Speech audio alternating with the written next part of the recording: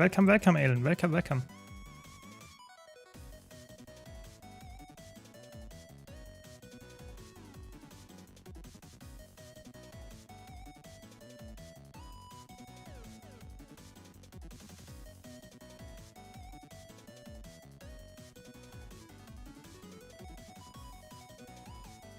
So, how are you?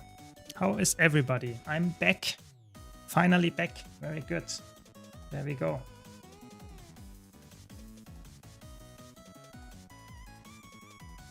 So, what are we gonna do today? We are trying, of course, the new elite specs, having some fun. And I'm already in a push match. I expected the queue to be like 5 hours, but now it is completely instantaneous. Very good. So let's play some Spear Evoker and have some fun. It's extremely strong in push, so I want to get some achievements here. And it's very fun as well. It's PvP Rush after all. We get so much more rewards from the extra life bonus and the Greater Call of the Mist. It's just amazing. Welcome, welcome. Yeah, I'm good. I'm very good again. And now we just have some fun in Guild Wars. Welcome, welcome, welcome, everybody. Hope you all had a nice day so far. And hopefully we have even better day watching my stream. That's the idea. So I'm playing here. Staff is it's Spear, obviously. Spear is so good. Like Spear on Evoker in PvP, specifically in push, you will see the AoE damage potential is insane. It's extremely fun to play. I have a blast. Like I played this over the last 2 weeks or something, and it's like one of my all-time favorite builds now. It's just so good. You will see. Hopefully we have a good showcase here. They have a Dragon Hunter, which is not a good thing, because that is one of my counters, you know, spearing me and pulling me. That's annoying. But other than that, it will probably be quite fun. Have you tried Revenant Elite spec in push? I will try it later, don't worry. Yes, I played some Conduit in PvP. I have not tried it in push yet. I think it seems to be quite good in push as well, yeah. Yes, I'm good again, Beard. I'm good, very good. Hopefully you're all fine as well. Luminary is amazing. Yeah, I tried to build. It's really good. I really like it. Maybe I make even a video about it and credit you, if that's fine for you. Oh my god. That is not good. Holy moly, how much? What is going on here? Did you see that damage? Did you see that damage? That was Spear Evoker in a nutshell. Like deleting 2 people instantly. That is Spear Evoker in a nutshell. I survived the first burst and then instantly they died. Spear Evoker is so good. It really is. Okay, this guy is in Vengeance. That's good. Yeah, the damage is really crazy. Like you take a lot of damage, but you have so much potential. That's crazy. Yeah. Welcome, Don. Welcome, welcome. But yeah, there is so much builds still to try. Maybe this is support Dragon Hunter. Okay. With a staff. I mean, we take that. That's not that dangerous then. At least for me. So I have to concentrate a little bit because obviously this build is very squishy. If I read chat for a second and someone is on me, that might be the end of my character. Give me some damage here. The reflects. The reflects. He killed him again. Very good.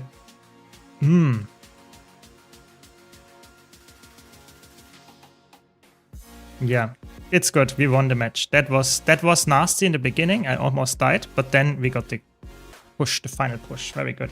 The thing about Luminary, X Sword makes you feel like if you are using 3 spec at once, X gives you a feel of Firebrand, Sword gives mobility like Willbender, and Luminary is just solid spec. Yeah, I think it's really cool that you...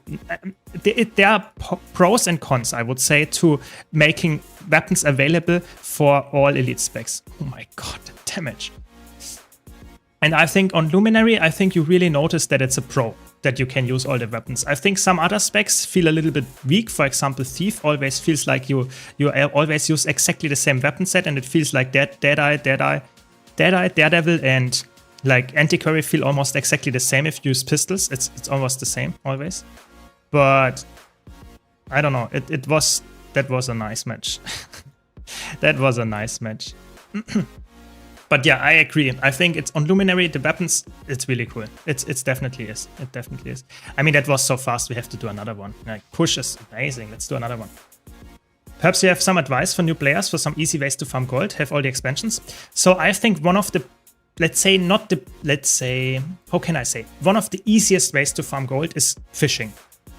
So just fishing in Guild Wars 2 might not be the most exciting thing to do, but it's very consistent. You get always between like 20 to 40 gold per hour, depending on where you farm, how lucky you are and stuff like that. And it's really consistent. And the cool part is in the new maps in Visions of Eternity, you can even get, how is it called? Shelly or something? No, there is an infusion that you can get, which is like 1.5k gold or something. So fishing can be very rewarding, and it's very easy. That's the thing why I always recommend it for newer players, because it's very accessible. You don't need to have a lot of stuff. You don't need to have like ascended gear and get the best, like fastest clear time for fractals to actually get good gold per hour or make the raids very fast and know everything about the fights. No, you can just enjoy something, like maybe listen to a podcast, watch my stream, watch a YouTube video, whatever, yeah? And meanwhile fish. I think that is like really, really good. But if you don't like this passive gameplay, I think best thing that you could do is like doing daily Iceblood Saga strike missions, doing daily fractals. This is really, really good gold farm. Even if you're a new player, you can access it and slowly work your way up the fractals and just try to get all the dailies done. That is the best recommendation that I can give you there. Or just farming meta events like here in chat, that works very well as well. But it's not necessarily the best gold farm, and it takes a lot of time sometimes to just do all the meta events. But I think it's definitely worthwhile as well. Good point, yeah. Exactly. Just checking the meta event timer, joining a meta train or something like that works very well for new players as well. Do some easy Heart of Thorns raids with chill groups, some fractals between meta chains. Exactly. It's like Guild Wars 2 has like hundreds of ways to making gold. You should find the one that you enjoy and just do the ones that you find is easy for you to do. That is really the important part, because I always mention that. But if you do a gold farm that is supposedly very high gold per hour, but you really dislike it, you might burn out and get in the end less gold than if you would farm double the amount of time on a gold farm that you actually enjoy, even though the gold per hour for that one is lower. That is really, like, for me, very important to mention. Yeah. It doesn't matter what I need to do, just need to get gold. Very good. I mean, I think probably everyone in the game wants to get more gold. Probably, yeah. Probably. Give me a second.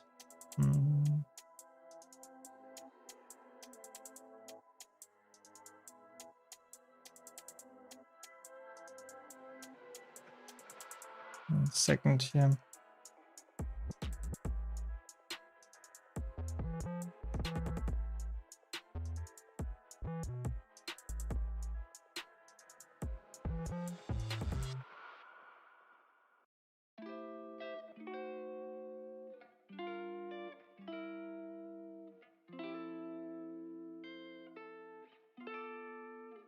There we go. Yeah, I think convergences, I did that quite a lot of times as well. You can do convergence, especially if you are like somewhat in a fast group and have a good setup. You can do convergences really fast and they give really good gold per hour as well. And especially the challenge mode ones. But I think if you are experienced enough to that challenge mode convergences, challenge mode fractals and stuff, you probably already know how to farm like decent gold per hour in Guild Wars 2. But for new players, I would say like finding just multiple ways, like meta events, like fractals, Iceblood Saga strike missions, raids, stuff. Just go in, try to get some like group going and have some fun there, and you will get gold. That's the cool part. In Guild Wars 2, almost everything in the game gives you gold. Yes, not everything gives you the highest gold per hour, but for a new player, it's probably like getting gold in stuff that you actually want to do is probably the best choice that you can do. And fishing is always an option because you can do it 24/7. Even in the middle of the night, if no one is online, you can still do it.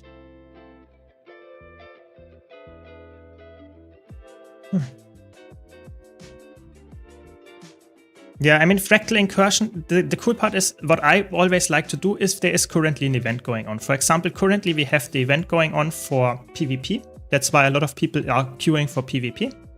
And this is a very good way if you don't even, like, if you don't mind PvP. Yeah, I would say getting this PvP Rush achievement is really good. You get a lot of stuff. You get like 2 reward tracks, something like that. 2 reward tracks instantly unlocked. So if you want to farm a little bit of gold, just playing like a couple of PvP matches, you don't even have to play ranked, gives you a lot of good things as well. Then when the Fractal Incursion event was happened, play the Fractal Incursions. I mean, you can still do it, just not as rewarding as before.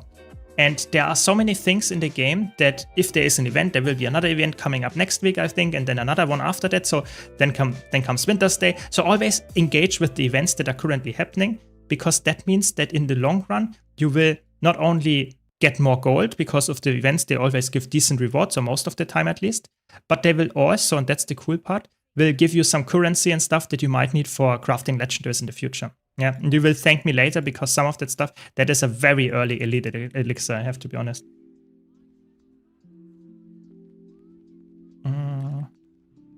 Let's put that here and hopefully get some nice damage out.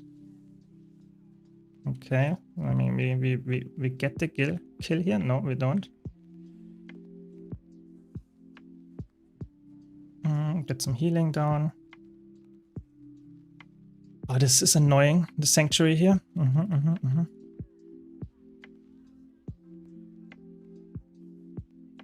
We have to get this guy. This is like low for this last 7 years. Come on. Oh my god, my whole team died. I will not go for the rest, I will go for the counter kill here, maybe that helps.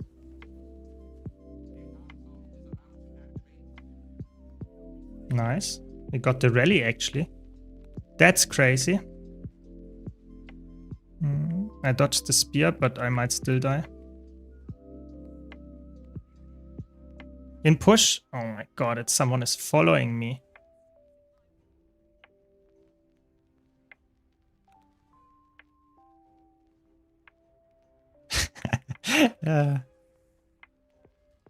Yeah, I mean, I'm so dead. I have 2 Condi cleanses.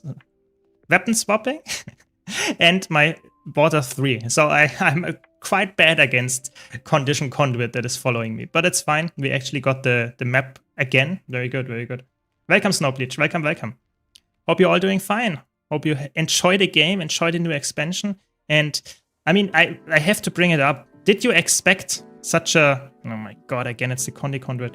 Did you expect the balance patch in that way? I was really surprised on Tuesday that we got a balance patch that was like this.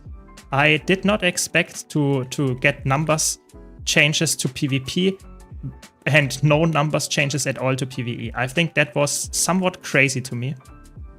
Did you like it? Are you happy that we have those crazy numbers in PvE still? Where we have like 60k DPS numbers, which is completely fine. Oh my god. Do they rally here? They might rally here.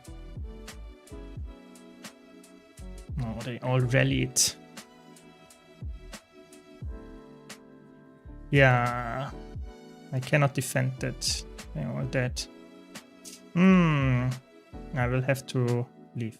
I mean, they're all respawning now, so I guess my team is back. Other than Revenant, who out of the heavy Guardian or Warrior makes the best use out of Dual Sword? I would say Willbender makes a good use out of it in competitive modes. In PvE, Dual Swords is more like for Revenant, and probably Warrior can play that as a Condi build, but it's not the absolute best option though. Oh my god, my team runs in and is instantly dead on point. That's crazy. I have to maybe get some cleave here. I mean, we got the Tempest. No, we didn't yet. Maybe we get the rally though. Nice, we got the rally. Oh, this is intense. This is intense. I will catch up and chat after this match, but if I'm done, I mean, I'm dead anyway. Yeah, this is over. This fight is over. Very sad. Balance patch was meh.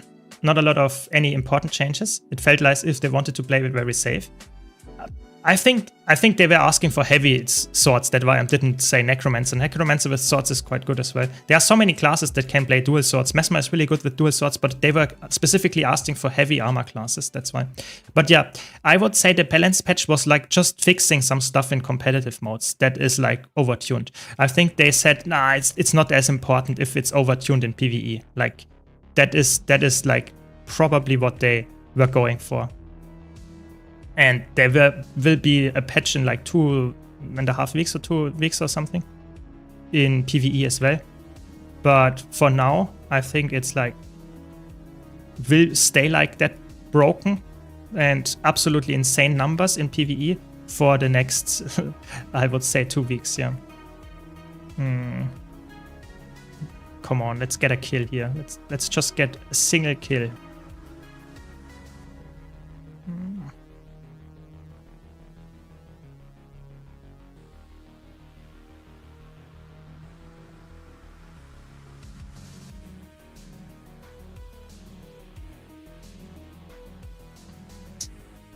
The Revenant is permanently on me.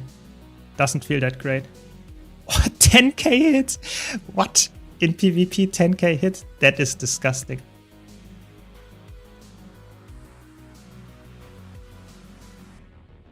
I cannot fight this. As soon as like the condis are ticking, and I'm dead, you know. But it's fine, you know, my team won the map from that. So if the Revenant takes for me like a minute to actually leave the fight, I'm happy. I also expected a heavier nerf to the mirror farm. It's too good. I think the mirror farm, the problem with the mirror farm is it will fix itself over the long run. You know, if a lot of people are farming the mirror farm, the ecto prices go down, specifically the ectos. And then the mirror farm gets less good over time. The thing is it good if the ecto prices are lower? I think economically for the game, higher ecto prices is typically better than having like very low ecto prices.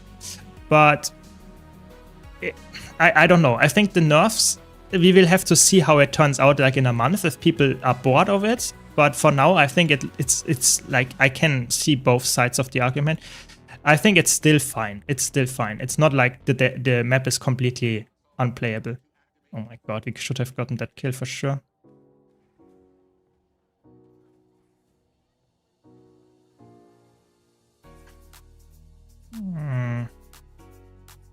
The Untamed on me is a little bit annoying, to be honest. Can I get the stress? Probably not.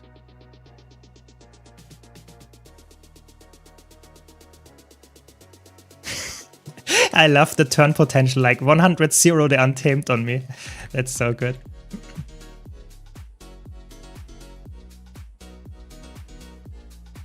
The insta rallies, that's a little bit annoying.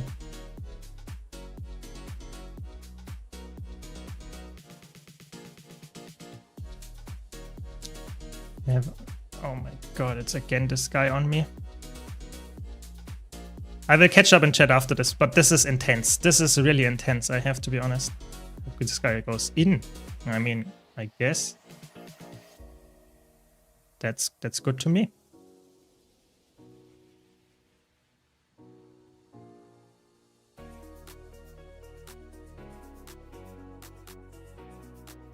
You see, if I can hold like the 2 people and my team is pushing, I mean, I'm fine with that.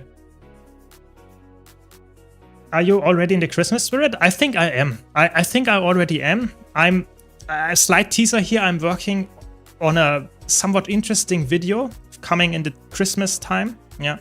And it's called Project Omega. And I will tell you more about it later maybe. But that is like an interesting... Oh my god, they used everything.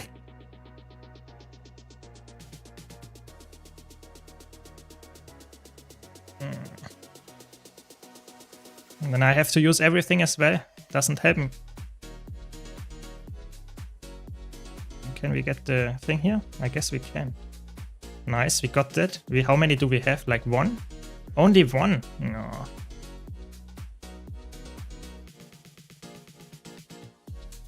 We have to get the Untamed here. Come on. come on, come on, come on.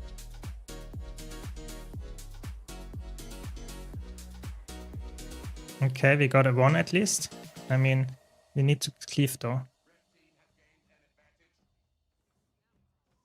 Oh, they got the rally. How did they get the rally? It's so sad. Nice, we got another one. Now I'm dead. The Condis. The Condis. Like instantly dead to Conduit. It's my nemesis, yeah. Yeah, I think the problem with the mirror farm is you want to have a farm that makes the map viable to farm, but at the same time you want to have other farms being viable as well. You don't want to have the new map being the only map that makes sense to farm gold on. And I think they have to find a balance there, and I'm not sure how easy it is. Oh my god, my whole team is dead. I think I cannot run in, I will be instantly dead as well. But we won. Nice, because we pushed much further. Very good. Nice. Nice. Okay. Fairly new player here. I've been maining Warrior, but when reading forums, I'm not sure what's your take on Warrior class for PvE. I think people are especially Warrior mains are always really sad that Warrior is not that good, but that's not true. You can play Warrior as a really good support right now. Paragon is really good in PvE as a support. You can play Warrior as a decent solo build or a really good solo build. You can play it as a really good DPS build. You can play it as a hybrid support in World versus World. It's amazing. I think in general, Warrior is underrated. People are always quite, Warrior, not that good. Yeah, why not? But I think personally, Warrior is really like, in PvE, it does not shine in every single situation, but it's fine because it does its job. So if you like Warrior design, go for it. It will definitely get everything done. It's just like some people want to be the top of the charts with everything, and that is not always the case for Warrior. Yeah, it's really fun. Like the Spear Evoker is so fun. It really is. If a Condi build looks at you, you might die. But if you have anything that is like a little bit like you want to have some engagement and you want to carry the fight with big damage numbers, that's the build for you. Yes, this is currently push and it's only in unranked, sadly. It's not in ranked, so you can't just play push with the here in play, in not compete, but the play button here, and you have to mark push only to get into push. If you mark push and conquest, you might get conquest matches as well, probably. So always only if you want to get in push, you want to have this one. And on the weekend specifically, especially during the bonus event currently going on with the PvP rush, it is a very, very good time to get into those maps. But if you are, let's say, during the weekdays, off hours and no PvP event, you would sometimes have quite long queue times for push. It's just sadly the case, yeah. Welcome, Patricia. Welcome. Good morning to you as well. Fairly new player here. Yeah, exactly. I answered the question. Very good.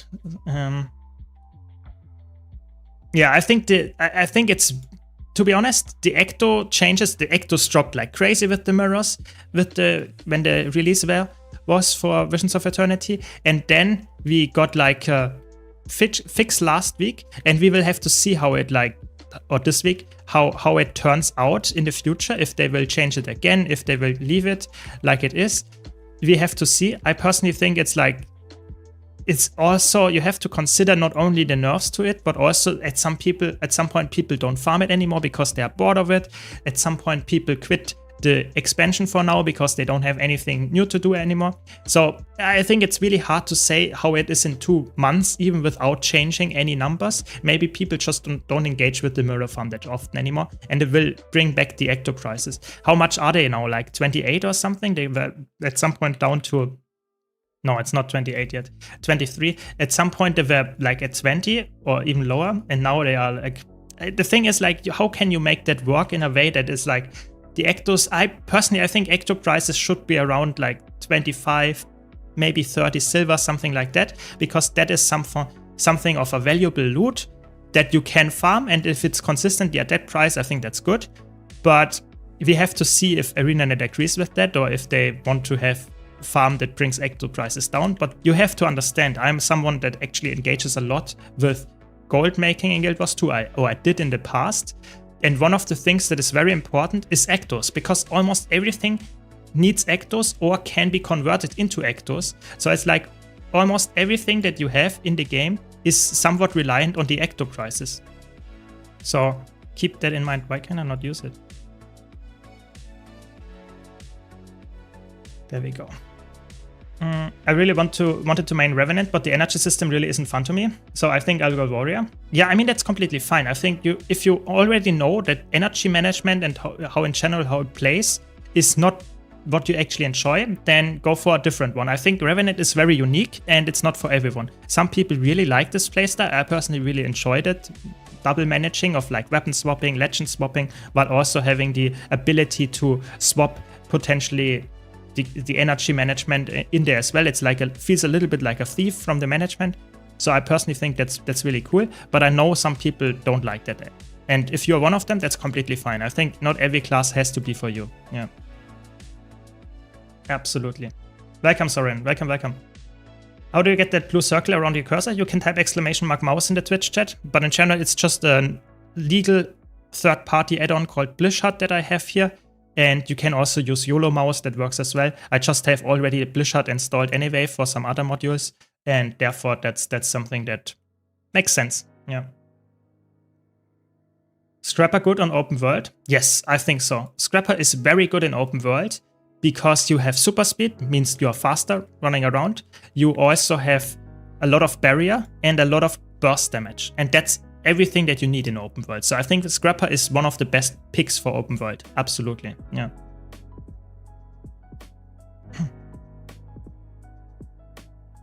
Wanting to farm legendary armor, but don't know which one or even where to start. I got all the expansions, but only have done Path of Fire and got all the mounts. So I personally would say depends a bit on the player. So if you like to play PvP, you should go for the PvP armor. If you like to go and play a lot of open world events, you should play and get the Obsidian legendary armor from open world. If you play all the game modes, mix and match would be the fastest way to get them. If you specifically don't like a game mode, then of course don't go for the specific armor. If you have no preference at all, I think for a new player, probably the easiest to get is the open world one, because it just requires to run around with some other players. You don't have to be good, you don't have to understand what you're actually doing, and you still get the legendary at the end. It takes a while, it's not like something that you will get done in a week, but you will get there. And you can speed it up. For example, you can play raids, then you can get the raid armor, which is also not that hard to get nowadays, but you need to be a little bit, I wouldn't say better at the game, but you have to engage a bit more with how your build works and stuff like that. For the open world, you don't need that. Thanks a lot for the prime, really appreciate it, Dockard. Thanks a lot, thanks a lot.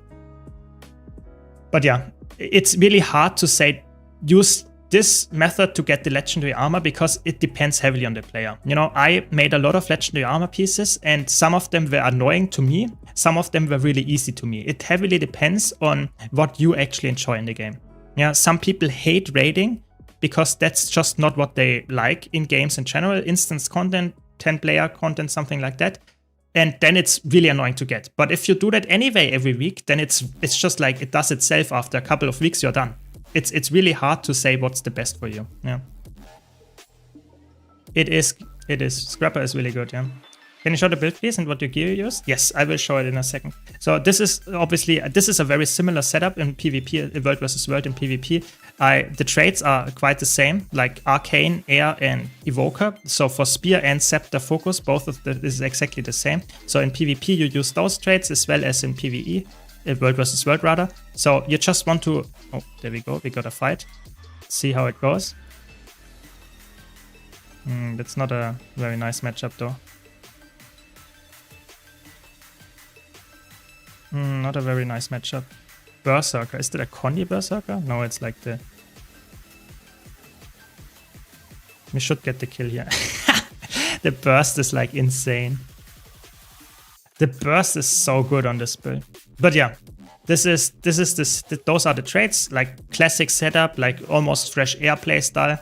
I know, if you're asking, if you have the air familiar, you can always swap into air very fast as well, but fresh air gives you the 250 ferocity, which is a huge damage buff as well. You can go for all of those end traits here as well. You can go for Bolt to the Heart, for damage increase to low targets, but you already have quite a lot of damage, and typically if the target is below 50%, you burst them. So this is a good trade, but not always necessary. And then you have Lightning Rod. If you CC a lot, you can make that use as well. But I think Fresh Air is generally very good because it just gives you almost guaranteed always like 250 ferocity. Just always more damage. Yeah. And you run like a Berserker Marauder mix or something like that. Yeah. The biggest problem with Revenant is that if you learn his mechanics, then all specs play mostly the same. Exactly. Yeah. If you want diversity, and one good pick is Engineer. If you have Mech as a pet, Holos with heat management that you want to keep on specific levels, Scrappers for face roll, and Amalgam is power DPS, quantity DPS spec. Yeah, I think there are arguments for all things that you said there. I would definitely agree. But I think Revenant is like, I actually planned on making a video about Revenant specifically because it's a very interesting, very unique spec that has some issues. And one of the issues is that all elite specs are quite close together in what they do. Yes, Vindicator has an altered dodge. Yes, Renegade has the spirits, but it's always the energy management. They can't change that. It's always the legends that you have. It's not something different in the utility skills.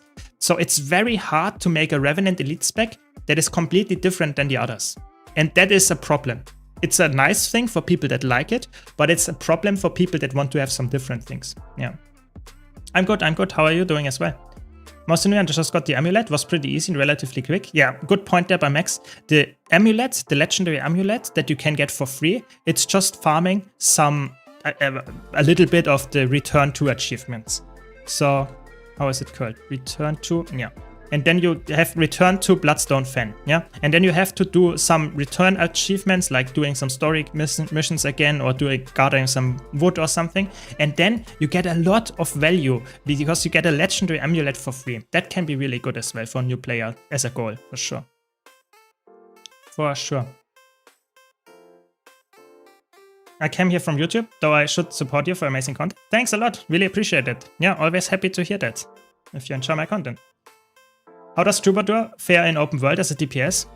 So Troubadour is the problem. I really wanted to make Troubadour work as a DPS build in open world, but either you play the full DPS raiding build and it's working decently well, or you play a full support build. Playing some kind of hybrid solo build is, in my opinion, not working that crazily well. That's the problem. I think Troubadour is not made for being played as a hybrid. Either you play full DPS or you play a support. That's how you do it, sadly. Is Ritualist and Luminary still OP in PvP? So I would say Ritualist is balanced now. I think Ritualist, I'm quite like that in that spot. Ritualist is okay. That's how it can be. Luminary, I would say, is extremely strong as a support. I'm not sure. I think that the support numbers might have to go down a bit. The DPS build, so playing like a bursty, like a Willbender playstyle, just with more tankiness of the inherent Luminary traits and stuff, is, for me, I think decently okay, because you have Conduit, you have Evoker, all of those are already very good as well. So I think both of them are somewhat fine on the higher level, for sure, but somewhat fine. I think the biggest contender for nerfs in PvP right now is Conduit, and probably still some Evoker damage nerfs, yeah. Yeah, I think the Revenant video, I'm actually like probably trying to push out maybe in the next 1 week, maybe 2 weeks, something like that. Because the thing is, Revenant this is a very topic dear to my heart, because when Heart of Thorns came out, I was really hyped about Revenant. It was one of the specs that I said, holy moly, this fits my headcanon perfectly. And I played Herald like crazy when Heart of Thorns came out. The thing is, as with every expansion, I got less hyped about the new elite specs. And this is a topic why I want to talk about it, because I feel like a lot of people might feel similar. And that is something that is an interesting topic for a video, I would say, for sure, for sure. Very nice, very nice. Everyone good, hopefully. That's good, that's good. Does the new expansion have legendary trinkets?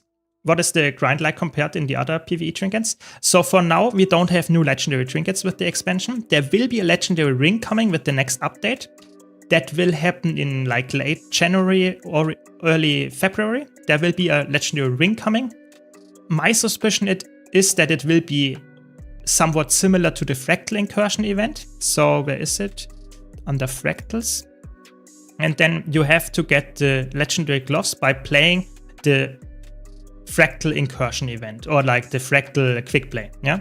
And the fractal quick play is something that is, I would say, somewhat grindy, but not very grindy. And the same will probably be true for the legendary ring for raids, because quick play for raids will happen then as well. That is the idea that I have there, my guess there, my educated guess. There will be a legendary accessory, I think, coming in the later patches. I have no clue how grindy it is. For now, we have to see. We have to see how the new things are. Yeah. I've done similar to what you've said and done the return to achievement, but hit a roadblock on Mystic Coins. Is there a better way to get the coins other than farm gold? No. Sadly, Mystic Coins is like one of the most annoying things to get, because you cannot farm them. There is no way of farming Mystic Coins like in high quantities other than farming gold and buying it from the trading post. And that's one of the big issues why we have high Mystic Coin prices, is that the Mystic Coins, you cannot farm them. You know, if there would be a farm that gives you like, let's say 10 Mystic Coins an hour, then the prices would go down and would be stable. But the problem is Mystic Coins are a currency that a lot of players need for legendaries, but they cannot provide enough for themselves for the legendaries. So you are reliant on other players to sell their Mystic Coins. That's the problem. You can farm 1 Mystic Coin or 2 Mystic Coins per day. That is doable, but that will not get you anywhere in the near future if you want to get the legendary right now. So it's like, that's a big issue for Mystic Coins. And I'm not sure if they want to fix it or if they are happy with having a high like currency item there. We have to see. We have to see. But for now, the best way to get it is 100% just getting it from the trading post. Sad answer, but that's how it is.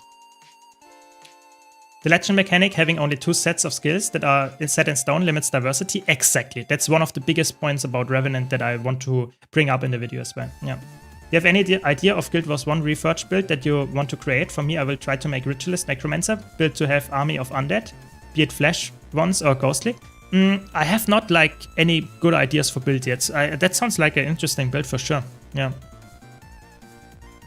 I've just made Revenant yesterday. I really like it. Watched some of your videos for open world build and I discovered one PvP build. Also, it's very good with damage, so I'm trying to get into it. Yeah, I mean, don't worry. Revenant is really fun. Revenant is really fun. You have so many different ways to play it, but for someone that has the experience of other classes, looking at, for example, Necromancer, looking at, let's say, maybe even Guardian or Elementalist, the transformation between elite specs is insane. Like looking at, for example, like a Scourge that doesn't have a Shroud and looking at a Harbinger and comparing that to a Core Necromancer, they feel somewhat similar to the Core Necromancer, but they are way farther apart than Revenant elite specs are. If you compare Herald and a Renegade with each other, they feel almost the same. There is not a lot of differences in the elite specs, yeah? And I think that's not a problem for people that like them, but in terms of build diversity or interesting design ideas, that is somewhat of a limitation, for sure. For sure. And that's okay, but that's an issue that has to be talked about, I think, yeah. Yeah, Renegade is very flexible. I think Renegade is highly underrated. A lot of people, especially for open world builds, I think Renegade is really, really good. And I really want to stress that because a lot of people say, oh, Vindicator is the best build for open world. I don't know. I think actually Renegade is a really, really good contender for this, for players that actually want to have a more active gameplay and not only just dodging and that's it. I personally really like Renegade as well. Yeah. So Fresh Air is better than Bolt to the Heart on both PvP and World vs. World overall. The thing is, you have to understand. Fresh Air gives me the 250 ferocity, like almost permanently. Because I'm always swapping in and swapping out of air. We can check that in a second. Yeah. So currently, I don't have the Fresh Air proc. So my ferocity is at 230. If I have the Fresh Air proc, I have 278. Yeah, or like something like that. It's obviously a little bit, wait, let me showcase this directly. So now I have, without Fury, 230. I get the Fresh Air proc and swapping out of air, and I have 260. So I get like, it's hard to say, but I get like 20% damage buff from the trade, like depending on if I'm in air or not. but still I get a decent amount of damage buff. That is conditional. It's not always there. But the other one is also not always there because it's only 50% or lower. So if the enemy is below 50%, I can hit with my attacks for 20% more and kill them instantly. But the question is, wouldn't I kill them most of the time anyway if they are below 50% with my attack? So I personally think having a damage buff that is a little bit more conditional, only 5 seconds when I swap to air, but being also to targets that are 100% or even have barrier, then it's, in my opinion, most of the time actually worth it. There are arguments for both of them. It depends a bit on what you are playing, but I think specifically on bursty builds, I think fresh air can actually make a big difference. Yeah, at least I like that playstyle. But try it for yourself. You know, switching around is completely fine. You have almost no difference. You have no difference in gameplay. It's exactly the same gameplay. You want to burst the target, you want to swap to air, you want to disengage, you want to engage again, and it's the same gameplay loop. It's just a little bit different damage numbers. That's it. Yeah.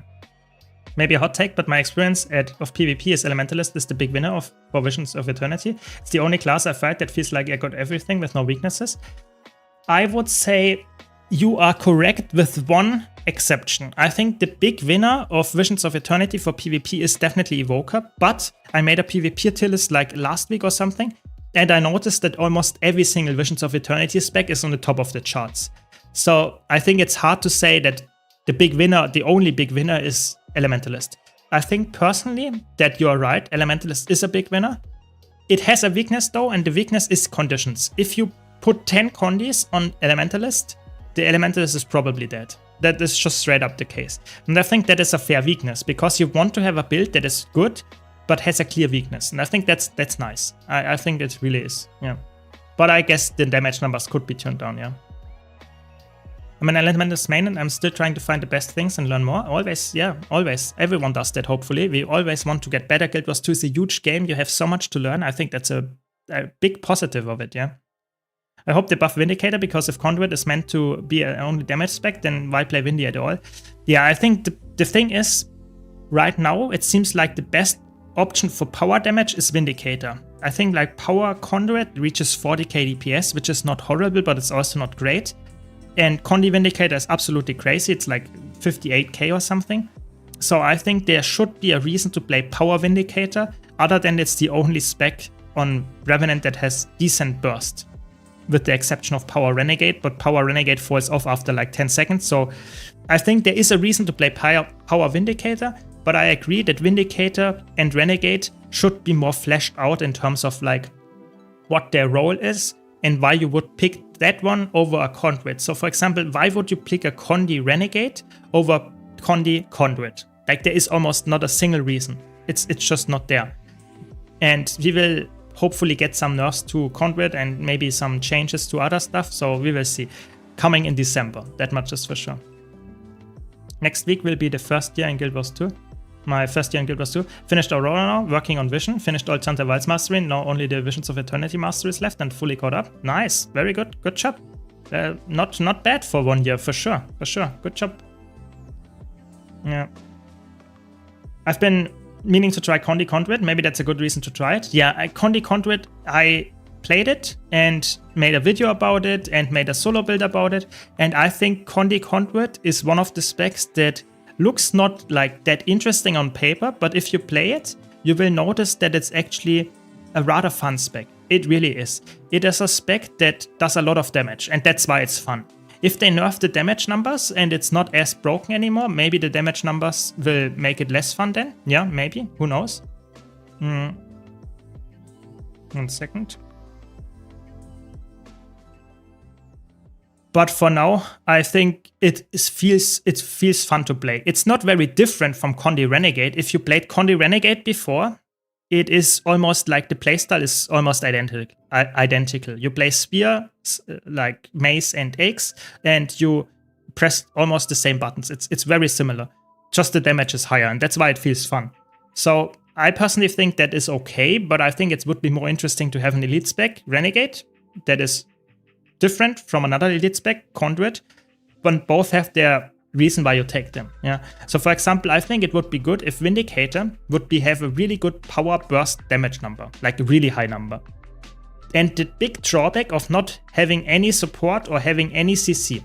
Yeah. So I think that would be really cool if you had a class that is full class cannon or elite spec, and then you have another elite spec that has a little bit less damage or quite a bit less damage, but crazy utility. And then you have another elite spec of a class that is actually really good in terms of like flexibility or whatever. Yeah. So I think I think they can balance Revenant if they wanted to, but I think it's harder than for other classes. I really think so. Renegade still has a lag ribbon. I'd say buff the other specs or give Conduit a boon so it can support. Yeah, I think it was one of the weirdest things for me was that they didn't give any alacrity healing Ventari Conduit. I think it's so weird to me that you make traits that clearly support a supportive playstyle, like saying you can equip a Ventari and be a healer, but don't have alacrity. I think that is so weird to me. It really is weird.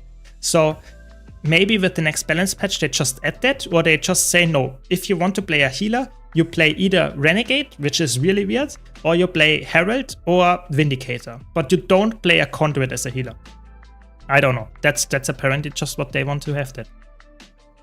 Really weird. Yeah, I mean, Scepter on Revenant is weird. Absolutely. I think it's one of the, I wouldn't say worst weapons, but it's probably at least the worst weapons on Revenant. Maybe after Hammer in PvE. It's just something that is not really... It doesn't have the best use case in a lot of cases. Yeah, it's like it's a good support weapon, but it feels clunky. It sounds not that nice. I don't know. I think it has a nice animation if you look only at the animation, but it's probably over the top as well. I don't know. I think Scepter is not my favorite for Revenant for sure. I will leave Evoker until Anet will push up other weapons to be competitive, because now all I see is Scepter fire everywhere, and it feels like Engineer mech hype at the start, plus Scepter is just a boring weapon. Yeah, I think I heard a lot of people criticizing that Evoker gets like to shine, but it doesn't matter in which game mode you play it, most of the time in PvE at least, it's always Scepter. You play a power, Condi, whatever, it's always Scepter. And I think that is a big problem, but it's a problem because Elementalist has like 3 power-based weapons or something. And if one of them is the best, why would you pick any of the others? And that's the problem. It's very hard to balance. So how can you make the Scepter be a reasonable weapon on one spec, but be a worse weapon on another spec? That is the big drawback of Soto allowing weapons to be used on every single elite spec. So if, for example, there would be a really good synergy between Scepter and Warhorn, and you could only use Warhorn on Tempest, then that would be a really good build for Tempest. But if there is a really good synergy between Pistol and Dagger Offhand, then you would use that on a Weaver. I think that is something interesting, and that is to some extent the case, because some weapons just have better Condi or power scaling, but oftentimes it's like you play Scepter and it's the best option for all of them. And I think they have to fix Scepter for some extent. Yeah, absolutely. I agree. I think if they would make Staff a full-fledged power option, maybe with a trait that alters all your support Staff skills to be more powerful as a DPS and have less support, then maybe Scepter would be a weapon that you choose on a build that wants to have some kind of hybrid approach, and Staff would be the power approach. Maybe make Spear better. Maybe make Hammer better as a power weapon. And Scepter is only used in hybrid builds. Yeah, who knows? I agree. That should be addressed. Absolutely. It still needs a lot of work. Hopefully it gets more flushed out in the upcoming months like Vindicator did. Yeah, because a spec being good only because it has high numbers is bad design. Absolutely.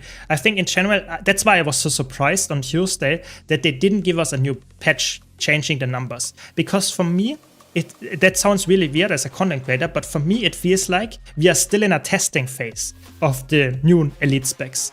It feels like I, as a content creator, don't want to make a DPS build guide because I know in a month it will be outdated because they changed the numbers, and then I can like not say this is actually up to date anymore.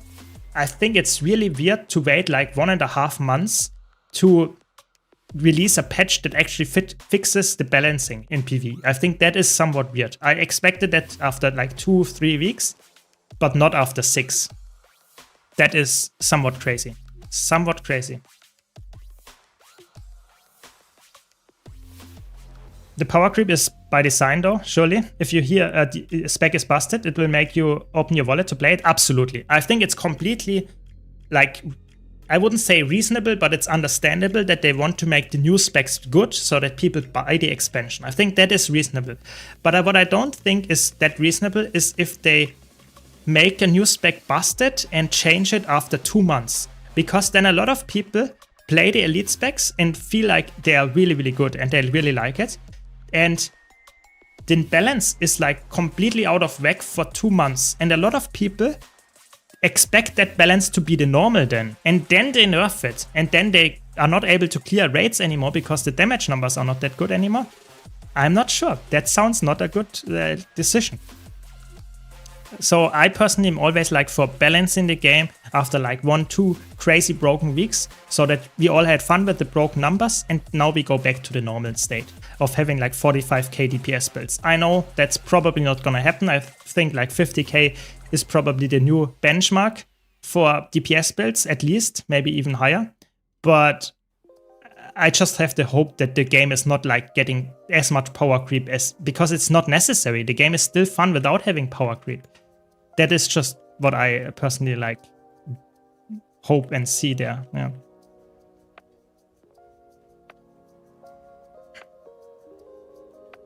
But I mean, that's just, I'm not a balance dev, you know. Maybe they have some ideas why they chose this to be like it is right now. Maybe they have, maybe they don't. Either way, we have to live with it, and I think it's very fun. You know, I'm playing all the broken specs right now. You know, I'm playing quick DPS here, and last run I was top DPS with the quick DPS ritualist all the time. Oh yes, it is really good. It is a really, really strong DPS spec.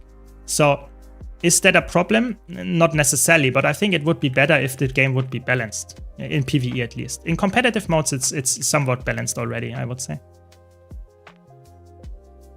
But yeah, you can see the damage numbers are like crazy on this, like absolutely insane. Like looking at this, I'm quick DPS, like second player here in DPS numbers. Of course, I know how to play the build, yeah, but still, it's really, really good.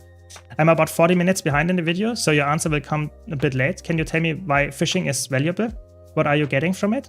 So fishing is like something that you can do 24/7. That's the biggest plus of fishing, is that you can do like any minute. You know, you can say I'm logging in the middle of the night and I want to do a gold farm for the next 10 minutes. You can do fishing.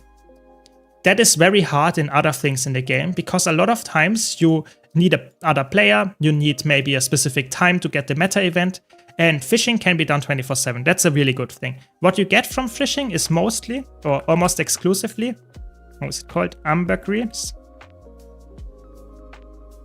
This one, chunk of ambergris. That's what you get most of the time, and you get, like, I would say, depending on what kind of farm you're doing, at least 20 of those, maybe 40 to 50 of those per hour. And you just sell that. And people need that for crafting legendaries. That's what you need it for. And that is the way of making gold with fishing. It's very consistent, the price, and you can also get an infusion nowadays. So fishing, good gold farm, quite chill. Some people would say boring. That's up to you, but it's doable 24/7. Yeah. And therefore something very unique. I did get annoyed by all the complainers about the skimmer nerf. It was very clearly not intended to be a flying mount.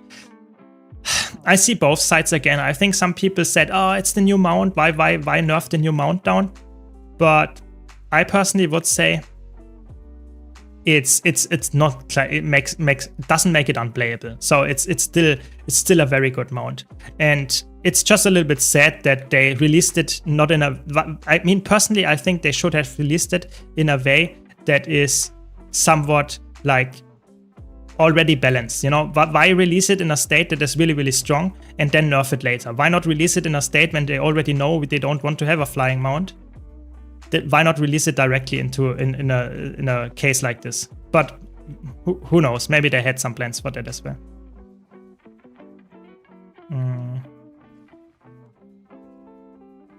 I'd say one good thing about Converse is that it isn't reliant on the other elite specs like on the legends. Yeah, that is true. That is true. You don't have to use the new elite specs legend. Yeah, Rasa. You don't have to use that all the time, which is very interesting. I think that is a good design because you want to have it a bit more interesting for sure. I don't know. I think Revenant is one of the specs that might be the one that I would say needs the most amount of changes. Look at the damage numbers. Obviously, I'm also like very tanky and can like tank a lot of the attacks here, but it's definitely quite good, this spec. There we go. I stayed away from the new DPS spec, suddenly more damage that I've ever done. Suspicious. I'd rather be getting better from practicing rotations. And I think that is a big point here. If you see numbers that are like crazy high, like 55k DPS benchmarks or something, and then you expect that in your normal build as well, and then they nerf it down to like 45k, and then a new player thinks, oh my god, I do no damage anymore. Yeah. Why is that? I think that is not necessarily a good thing. I think it's fun to have really, really good builds when the elite specs come out, but nerf it down very soon so that actually the new player experience does not get altered by it. But right now it seems like every new player hears, oh my god, this spec is broken and that spec is broken as well. And it stays for a long time like that. A lot of people hear that and expect that's the new normal and go for a specific spec and play Evoker and expect it to be like that all the time. And then they nerf it down and the people get sad. And I think that is somewhat of a negative because they set up this expectation that it will stay like that because it's so long. I think that is for me the problem, yeah. Yeah, at some point they were 2 gold each, that is true. It's just like not a lot of people on, that's not true, but the amount of legendary crafted with the End of Dragons legendaries is lower. That's why the prices go down, yeah. While I like Luminary Engineer, like always, just will stay my main. I mean, that's completely fine. I think every player has different opinions on what class is fun.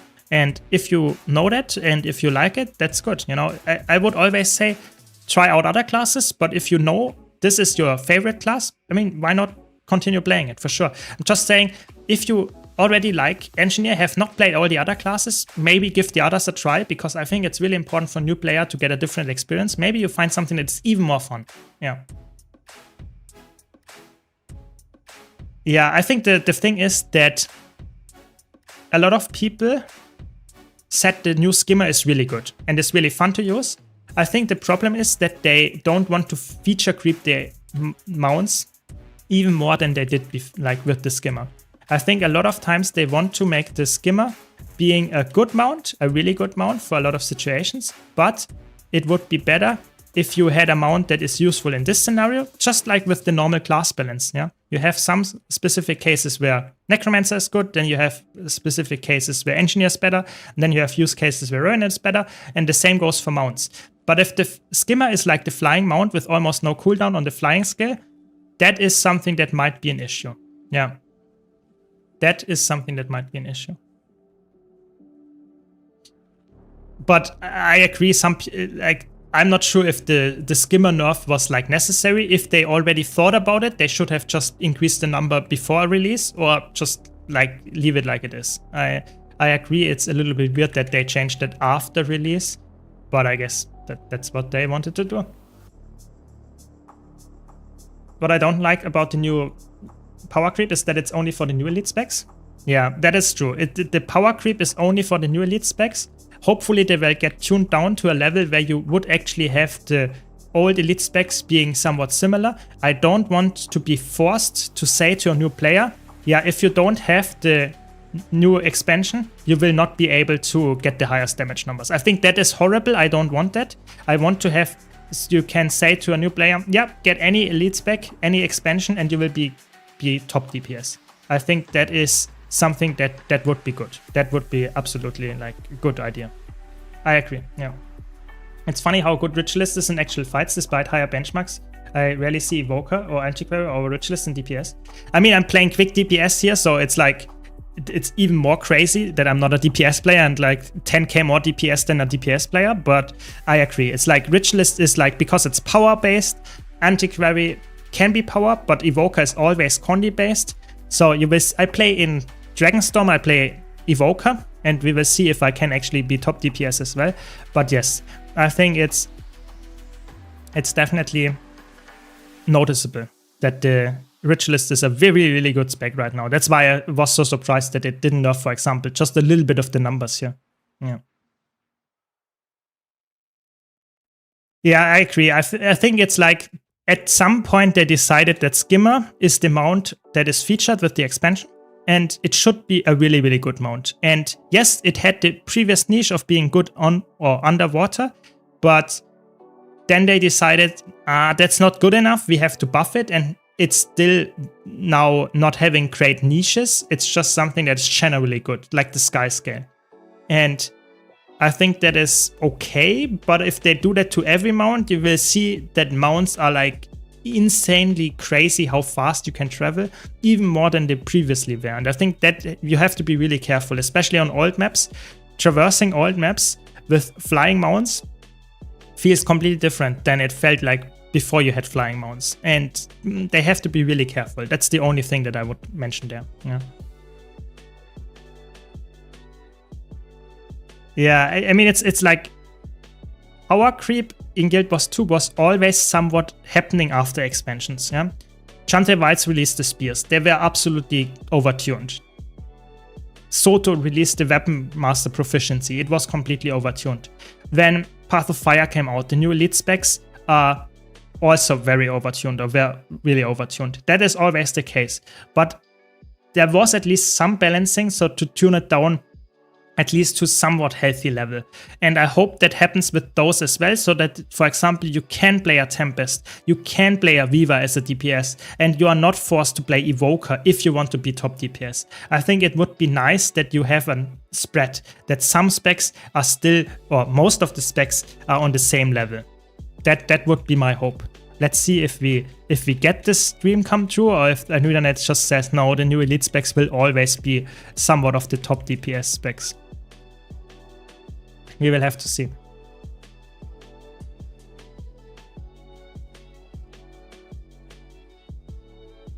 Yeah, Ritualist is very, very easy. That is probably also the reason why people like play Ritualist and get good numbers with it, because it's like completely brain off, I would say. I played this build like this is the third time that I play it now, and I like get so much damage numbers. It's really easy. So Ritualist. So the thing is, in Guild Wars 2, specific classes have higher health pools. That's just how it is. Necromancer has one of the highest health pools together with Warrior, whereas Thief and Elementalist have one of the lowest health pools. So it's just like if you play a DPS build, sometimes you get way lower HP pools because you are a specific class. That's just how it is.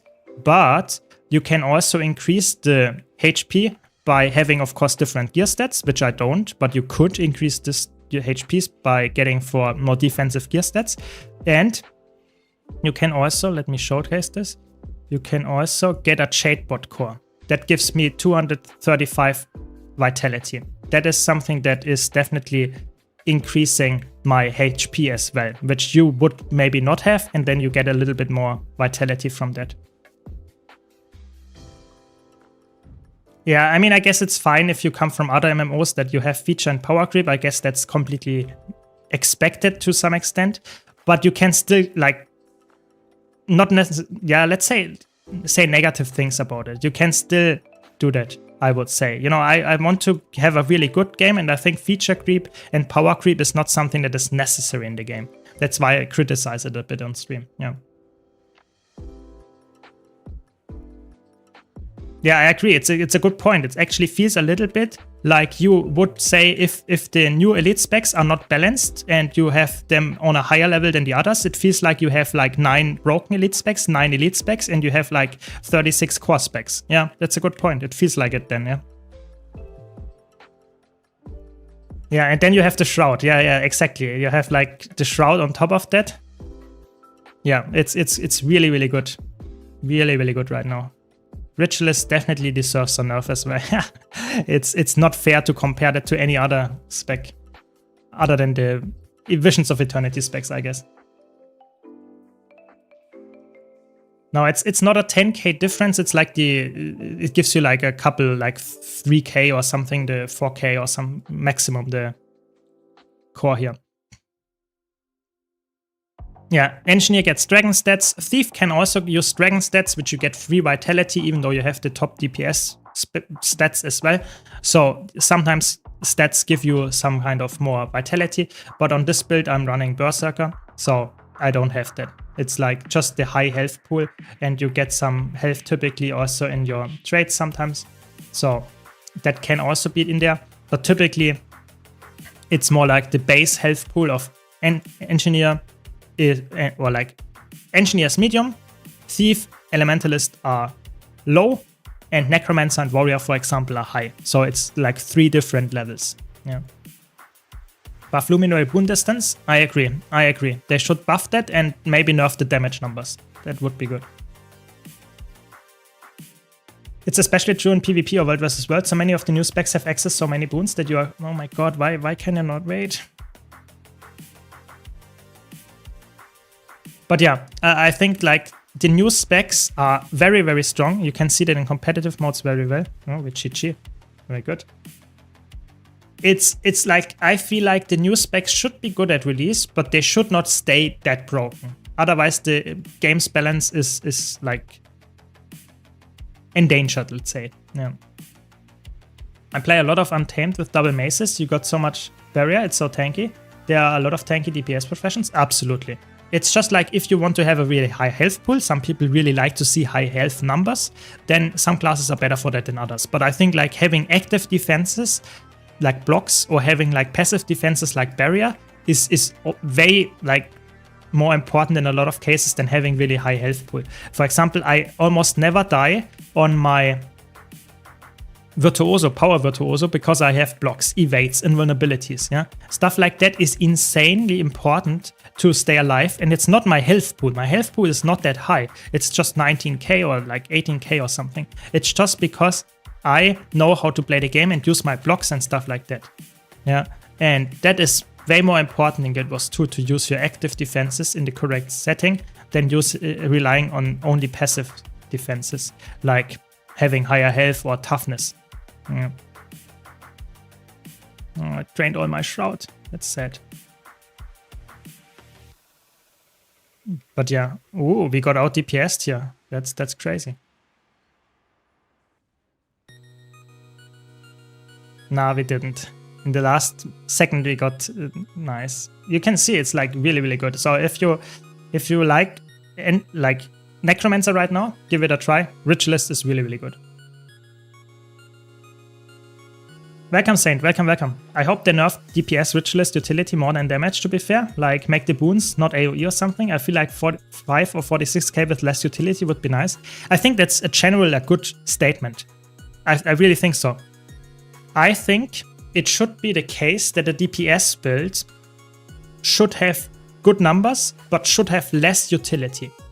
I feel like a lot of the Visions of Eternity DPS specs have very good damage numbers, and Ritualist, Luminary specifically, and those have also... Oh, I wanted to change. 1 second, I wanted to play a different build. Where is it? Here. They have really good DPS numbers, but they also have really good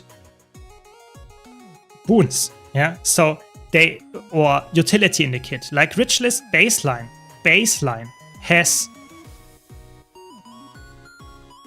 projectile block, has stability, and you have that as a DPS build as well. And I think that is something that is really hard to like justify, having a DPS build, those crazy things in the kit, while still having very high numbers in damage. Yeah, so I think it would be nice if that would be related to a trait, or at least make the duration very, very low without having the quickness trait equipped or something, so that your support capabilities is there potentially. I think it's fine if a DPS build has that, but I think it should not be the case that a DPS build has very high DPS numbers while having crazy good utility. Absolutely, yeah. So let's see how much damage we can do with like quickness DPS evoker, because people said You rarely see them on top of the charts, even though they have a really high benchmark. Let's see if we can get the numbers here. But I'm not Condi build after all, so we will have different spike or ramp up times. How does a weapon swap trigger sigil work with engineer? You can use that on your kit swap. So if you equip, for example, grenade kit, you will get the weapon swap trigger there. Yes. What is the radar on top of your target? So if you have that on top of your target, that means that your spirits are attacking if you're a ritualist. Yeah. Isn't Condi Conduit the best PvP build in the game? Yes, it is currently the best PvP build right now, I would say. Absolutely. It's really, really strong. People don't believe me, but it's probably the best PvP build right now. It's really tanky, has amazing utility, and just really, really good damage as well. So let's see how much damage we can actually do on this build here. In a fight that takes a little bit longer, and I'm also still quick DPS, so keep that in mind. So yeah, so we get the damage number, we get top DPS, I think, at some point. Takes a while, but we get there. I mean, we're fighting against the power Dragon Hunter, which has a lot of cleave, so that's good. But we had way more damage here. This one, that's a DPS meter, and I don't know what else you meant about the target. I'm not sure.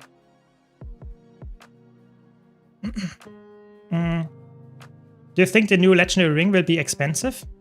I think the new legendary ring will be more like grind heavy. I think it will not be expensive. My expectation is that the new legendary ring will be something that you can get quite like easy without too much of a gold investment, but you have to get into raids. That it would be my expectation, because they want you to engage with the quick play feature that we will get with the new expansion release in February. That is my prediction. It's not like confirmed or anything. It's just something that I expect. Yeah. Do you know when the next expansion sale will be? So typically there might be one coming up very soon, but the new Visions of Eternity expansion will probably be not in there. I would be very surprised.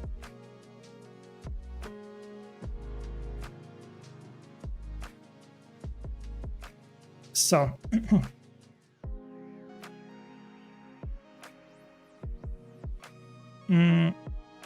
yeah, 31k burning. Yes, that is just Evoker in a nutshell. It's like you're playing full Berserker and you're burning ticks for over 30k. Yeah. That's Evoker. That's Evoker. Yeah, Troubadour in PvP is really, really good support. I think the only support that is a little bit like maybe not better but different is or very good as well is Luminary. Luminary has the advantage of having a signet, so you can revive people, which is obviously always a really big plus because Troubadour doesn't have that. So if someone goes down, you will probably not get the res on Troubadour. On Luminary, you can swing the fight by getting the signet out. Yeah. Evoker just looks like it has a very strict rotation. The damage could be way worse than you would think it would be if you don't press stuff in the right order. Yeah, it's crazy. It's like really like you can cancel your familiar skill. You have to use your relic of Bloodstone surprisingly well. If you don't do that, you lose a lot of value from it. There are a lot of ways to actually destroy your rotation on this build. So a lot of other builds have way easier rotation even though you're pressing more buttons, yeah, or more different buttons, yeah. It's definitely noticeable. Definitely noticeable.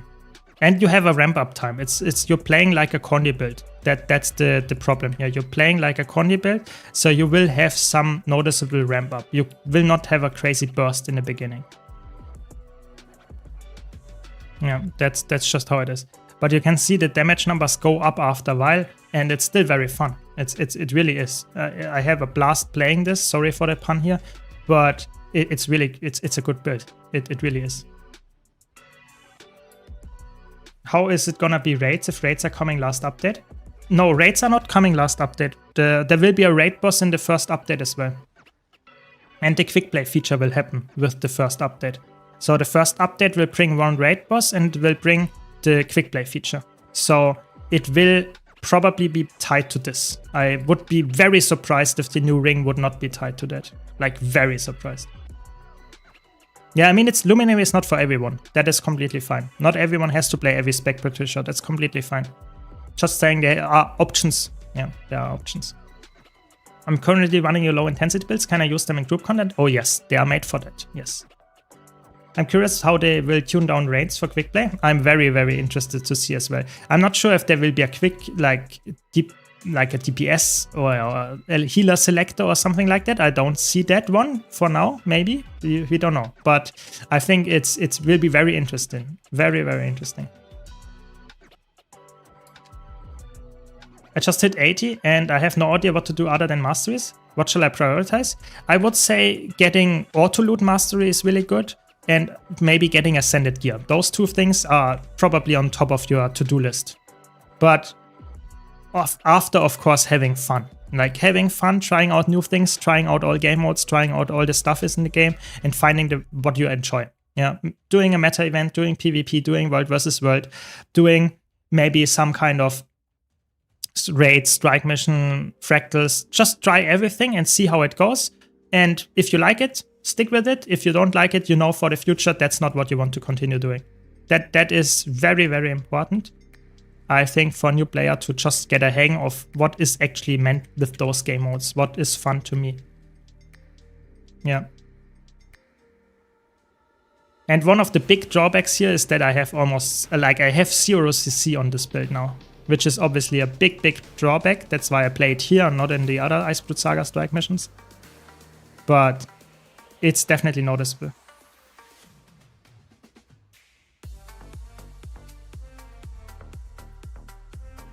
For solo play challenges, it's more optimal to play power or Condi Ritualist. If you are in a... Also, I would say Ritualist in general is always power. Like Ritualist, you don't play as a Condi build. But if you are talking about general challenges, if you want to just solo a raid boss or something, I think it doesn't matter. Choose the build that is better suited for you. If you're talking about very easy fights in open world, it's typically better to play builds that have a burst profile, because the fight is over typically in open world. If you just kill an elite mob that is over after like 5 to 10 seconds, then a power build will perform better. Yes. Did you see the Mighty Teapot's Select Ritualist video? I think it's really good. It's a really fun build. It has a drawback of like, it's not perfect in every situation, but it's really, really good in most. So I think that is a good build to try. We have to see how good it will be after the nerfs, because Ritualist is definitely one of the specs that will get a nerf. It will for sure get a nerf. So we have to see. We have to see for now. How do you get ascended gear? I know Loris for trinkets. So you can get from Wizard's Vault some ascended gear, like 3 armor chests and 1 weapon chest each season. You can get from fractals, raids, strike missions, world versus world PvP vendors. You can get for their currency, armor pieces and stuff like that. So play the game modes, get that. But I would say if you want to full breakdown, I have an ascended gear guide on my YouTube channel, which is very concise and tells you all the ways and my recommendations. That I would recommend you to check that one out. But in general, play any game mode and you will probably get ascended gear from it. It's really, really easy. You just have to commit to it and know where to get it. Wiki is your friend as well. Yeah. I currently have Heart of Thorns and Path of Fire, planning to buy Soto and Visions of Eternity for Skyscraper and new specs. Would those be good choices? Absolutely. Absolutely. If you like them, nice. We got a good drop, decent drop. Very good, very good. But yeah, the new expansion Soto especially is a good choice as well, because it gives a lot of value for what it actually like costs. Yeah, it's really good. Thanks a lot for the gifted subs. Say thanks to Arsif. Thanks a lot, really appreciate it, the support. Hope you're enjoying the stream. Yeah, and if you have any more questions, just ask. Always happy to help, always happy to help. And if I missed any question just because I was like too slow or I was concentrated on the gameplay, just ask again. It's not like I ignore you, I just didn't see it then. Just ask again. Yeah, just wanted to mention that. I got my Griffin last weekend. I do a lot of Griffin races and Room, that's fun. Very nice, congrats. Yeah, the Griffin is a very fun and very unique mount. Probably with the Roller Beetle, one of the most unique mounts in the entire game. It's really, really fun to play and highly recommend getting it for new players. It's just really unique mount that you don't see in other games typically. Yeah. Well, I love the concept of Ritualist. It just feels like kind of slow. Yeah, I think I'm personally, if you would rate, if you asked me for my rating on Necromancer specs, I think Ritualist would always be the lowest. I'm not the biggest fan of Ritualist in general. I think Ritualist for me is a spec that is like really overtuned right now. That's why I play it. But in the class fantasy, I would say it's not my favorite one. I agree, yeah. That's really nice. Always happy to hear that. Yeah, I'm trying to make good content for everyone. So if that's working, perfect. Yeah. Yeah, I mean, I'm hoarding those bubbles on my Elementalist because I wait until the new how is it called? Next year of how is it called? Super Adventure Box, that's how it's called. In April comes out and I can convert those bubbles into some skins and stuff like that and some gold. That's why I'm always hoarding those bubbles, because I get those bubbles daily from my homestead. You know, there is this like bubble thingy, bubble gathering, and you get like a couple of them each day. And if you just don't delete them, it will stack up over the course of a year. Okay, we got them. Ritualist 101. Let's see how it goes. This guy got like a lot of burst damage here. Yeah, I'm sorry, my friend. That was not a very fair 101. Oh, we have another one approaching.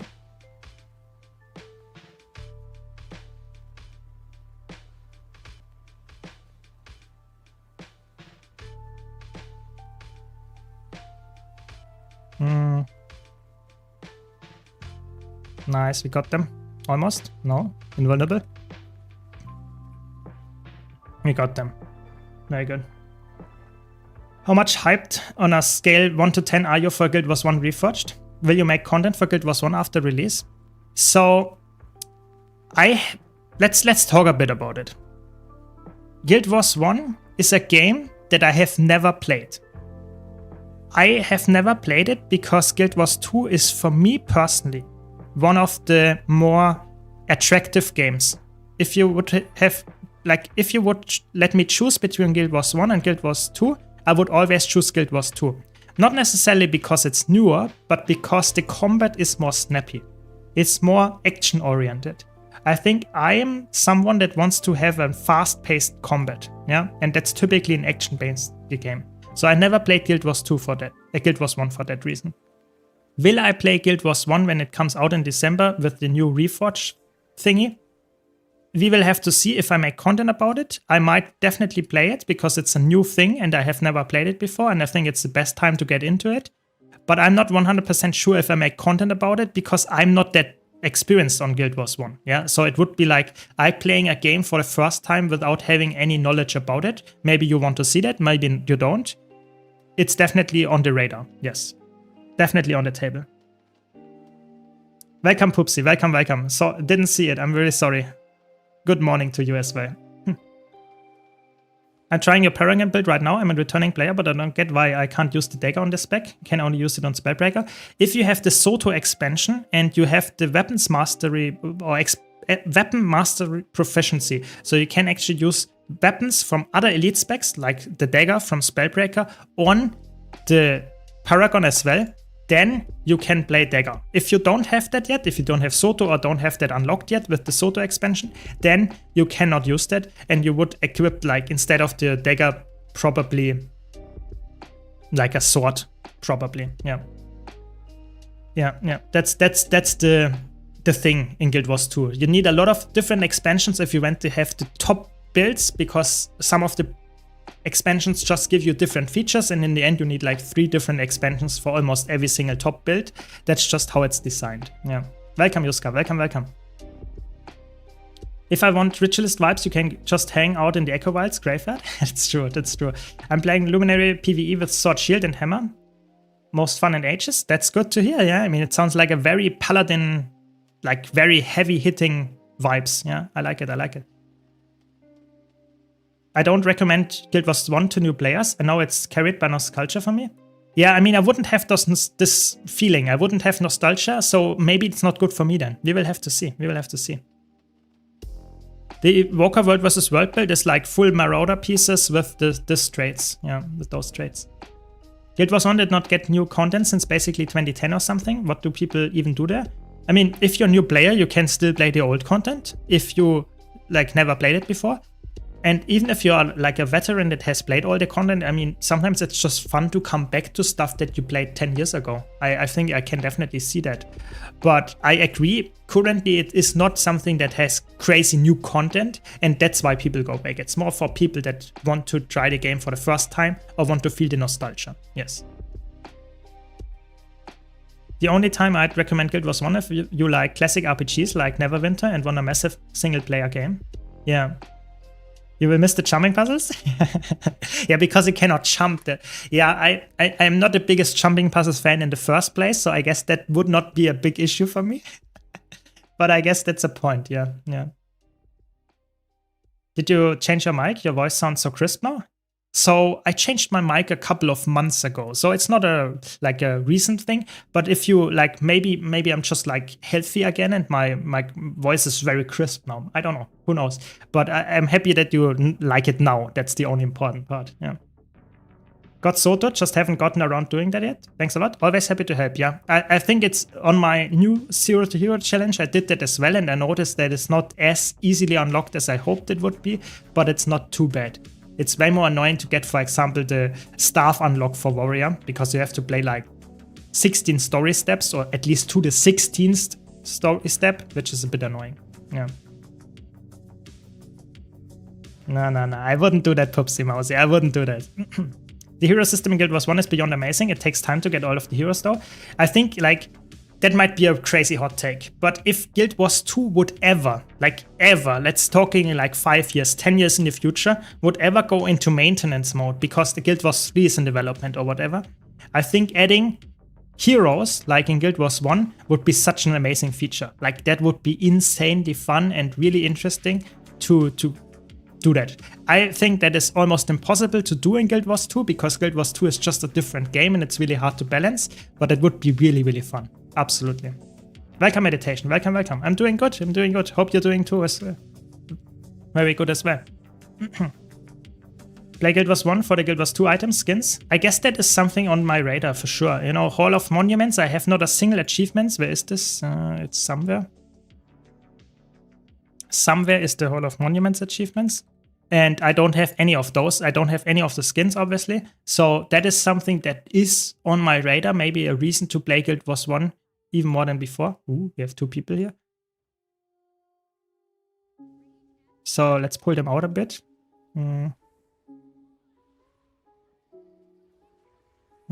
Maybe get some burst damage here. That was a nasty emob.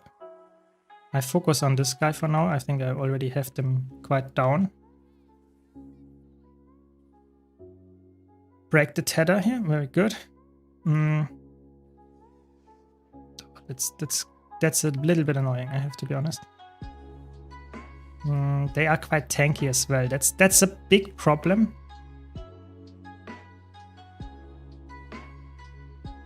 Maybe we can get the kill. Nope. Yeah, it's a little bit sad, but it's fine. Nice, my teammates are here. Maybe they can help me. Maybe not. That just let me die. I guess that's good teamwork. Okay, that's fine. 1 or 2 heroes would be so nice. Yeah, I think that would be crazy good. Like, if Guild Wars 2 would ever get some kind of maintenance mode and not actively developed anymore and the player base might just decrease, I think it would be really cool that you could do dungeons, fractals or something solo and have some NPCs that help you. That would be very interesting. I'm not sure if they could implement that and if it's smart or something, but it would be an idea for sure. Yeah. It would be a very high challenge for development for sure. Yeah. Yeah, a really cool title. God Walking Amongst Mere Mortals is a really, really good title. I agree. It's really cool. Yeah. A lot of players have that title, but it's not something that is like, I would say I'm not like someone that says I play a game only for some cosmetics in another game. You know, if I like to play Guild Wars 1, sure, I go for it. But if it's only for the skins or only for the title, I don't touch it. I'm not someone that is that reward driven. I want to play a game that is very fun. You know, I'm playing World vs. World PvP right now because it's fun, not because I'm getting the best or highest gold per hour values. It's just that's how I am. I know some people are really reward driven, especially typical MMO players want to get the carrot. They want to chase the best gear and the best stuff. Yeah, sure. But I personally want to have fun while doing so. And if Guild Wars 1 is fun, I play it. If it's not fun, I don't care about the title. Yeah. Yeah. As far as I know, the Black Moor, yeah, it's true. The Black Moor is also from Guild Wars 1. They have some really like interesting, let's say, things that you can take from Guild Wars 1 out of this game into Guild Wars 2. And if there will ever be a Guild Wars 3, I think it would be, a lot of people expect that there will be some things that you take from Guild Wars 2 into Guild Wars 3 as well, like titles, maybe some legendary skins or something, maybe. But I think it's a very smart way of making two games a little bit more close together. I think it's a very, very smart way. Yeah. Do you think Vem should be another color? I don't actually know what you mean with that. I actually don't know. Same effect, but in blue. I've seen it, but I don't have it. How can I get it? I'm not so sure. How is it called? I can maybe showcase it because I have a lot of skins. Sometimes I don't even know that I have the skin. So if you tell me how it's called, maybe I can showcase it for you.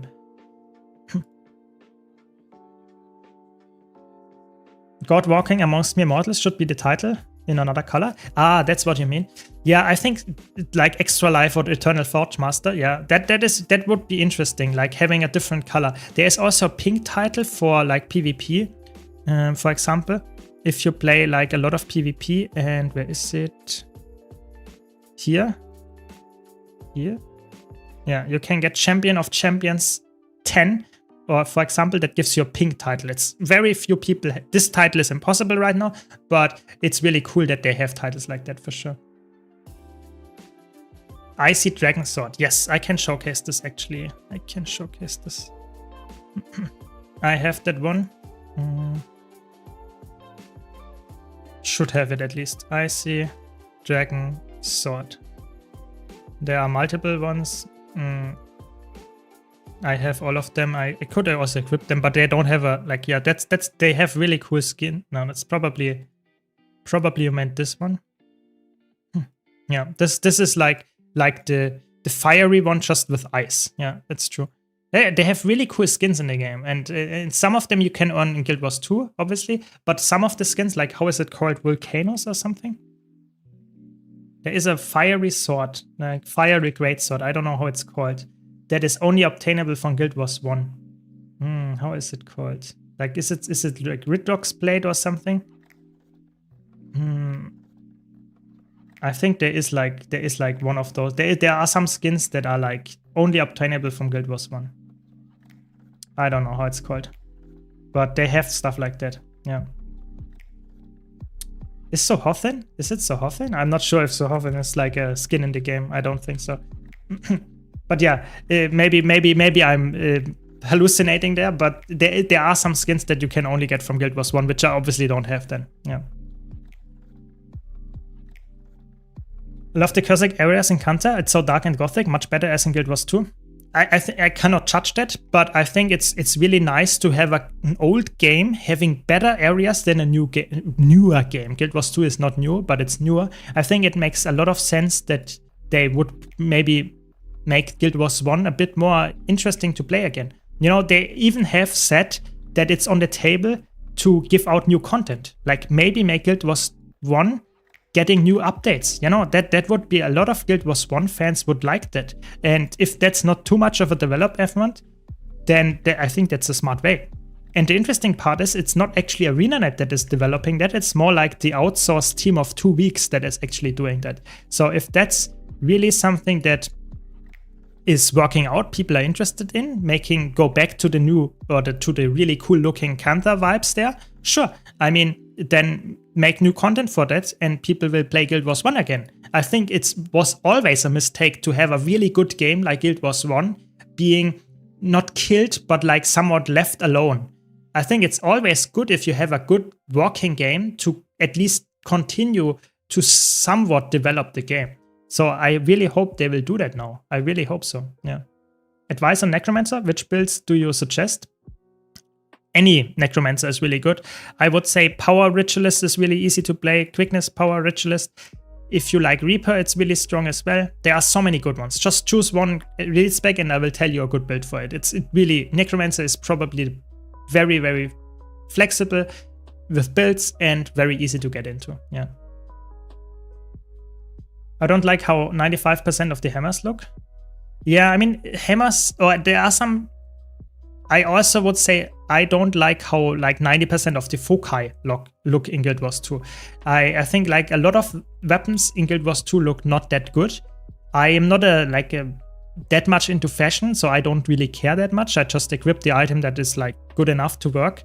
But I agree, hammer skins can be a bit annoying. I think there are some really cool looking ones, but there are some really, really ugly ones, like really, really ugly ones as well. Yeah.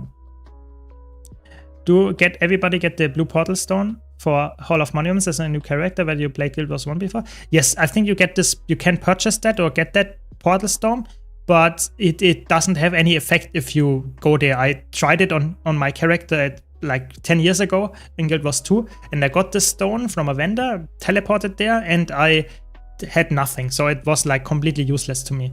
So yeah, that is not really important. I want to try heavy classes right now. Is Firebrand and Dragon Hunter still good? Oh yes, Firebrand is a really good support and Dragon Hunter is a really good DPS bruiser style. Yeah, absolutely. They are still very good. Yeah. Okay, there we go. That's how it's called. Thanks for letting me know. Yeah, exactly. That's the skin that I meant. Yeah, it looks like Sohoten, but it's not. Fiery Dragon Sword. Thanks for sharing. Obtained from the Hall of Monuments. So I don't have that. And it's looking cool. It's a unique skin for sure. It really reminded me like Sohoten a bit. And this is a skin I will never get if I don't play Guild Wars 1. It's just like I can have as much gold as I want in the game. I will not get this. So it's a little bit sad. It's very fitting to Elementalist, I would say. I would actually say. Guild Wars 1 was more dark in some areas, like Hunter Slums, something that we in Guild Wars 2 don't have to that degree. Other thing was Necromancer minions were really like corpse and not what they are in Guild Wars 2. Yeah, I think it's okay to have different things in the games differently. Yeah, like that's completely fine. But I think it's a little bit sad if you have a really cool feeling of a map in Guild Wars 1 that you don't get in Guild Wars 2. So for example, I know a lot of people back when New Kaineng came out in Guild Wars 2. Back then, a lot of people said it's not having the old, really cool feeling of Kaineng back then. And I think that's a little bit sad. That is just a little bit sad. But I mean, you cannot always nail it as a developer. That's just how it is, I guess. There's been one developer left on Guild Wars 1 the entire time. I mean, better than zero, you know, better than zero. What class would you suggest for a shield build? I mostly play open world, fractals, and some world versus world. Shield is like a defensive support weapon. There is almost no reason to play a shield on a DPS build. So I would say if you like to play support, like Chronomancer is really good with a shield. Firebrand is good with a shield. And those would probably be, and maybe Mechanist is good with a shield. Those would be my top 3 picks for fractals and raids and stuff like that. For open world, I would say support builds are not really like necessary or that good, so maybe that's not the best choice there. I don't know. A lot of people ask me what's the best shield build, but shields in Guild Wars 2 is like supportive, so it's always like you play that with like friends or allies. It's in open world if you're alone. Shield is not a good choice oftentimes. It's sadly not the best weapon there. What class with self-stability buff would you recommend? Low intensity preferred? What would be a good self-stability class? I mean, I would say probably like a Spellbreaker. Hammer Spellbreaker is surprisingly easy and is really, really good. Like Hammer Spellbreaker would probably be a good pick there. But it's hard to say, to be honest. A lot of classes have a lot of stability uptime right now. Maybe like a Condition Chronomancer or Condition Mesmer in general, because you take Chaos and you have permanent stability there. Something like that, yeah. I have a low intensity, like, there are multiple low intensity builds for Mesmer. I actually have one coming up as well. So that will probably be good for you then. My biggest complaint of Guild Wars 2, very few areas are grim, or whatever the proper theme is called. I agree, I think a lot of areas in Guild Wars 2 are like somewhat happy. Not a lot of areas are like crazily dark. I think Ore has some good areas there, and maybe Chant der Wilds has some, but there are not that many really dark areas. True, good point, yeah. Guild Wars 1 was my first big MMO, and most interesting thing was that it was more a strategic single-player game with all NPCs and heroes. Yes, it feels like a strategic game. It always goes in the direction of like a, from the looks of and how you play it, and the build crafting element looks a little bit like, how is it called? The big RPG game. The name slipped my mind. How is it called? I will get to it. I will remember it at some point. Yeah, but there you see, there's the pink title, by the way. That's also a pink title that you can get from PvP. That one is just means a lot of playing PvP. Yeah. Is it true that the old elite specs are a little behind the new ones? Absolutely. The new ones are just a little bit overtuned. They will get nerfed, I hope, but for now they are overtuned, yes. I don't know if you answered this already, I didn't hear it, but I got the extra life title, but mine isn't blue. Why is that? Some of them are like, there are new ones and old ones. Some of them are like, there is the old one and the new one. Let's check. There is a, if you scroll this one is like the, I think this is the new one, and then there's an old one as well. And I think it depends on which kind of event you participated in. Sometimes it's a white one, sometimes it's a blue one that you get. What is the best power build for Mesmer for open world? I would say probably Power Troubadour or Power Virtuoso. Those both are quite good there. You have some self-sustain. Virtuoso is probably a little bit better, I would say.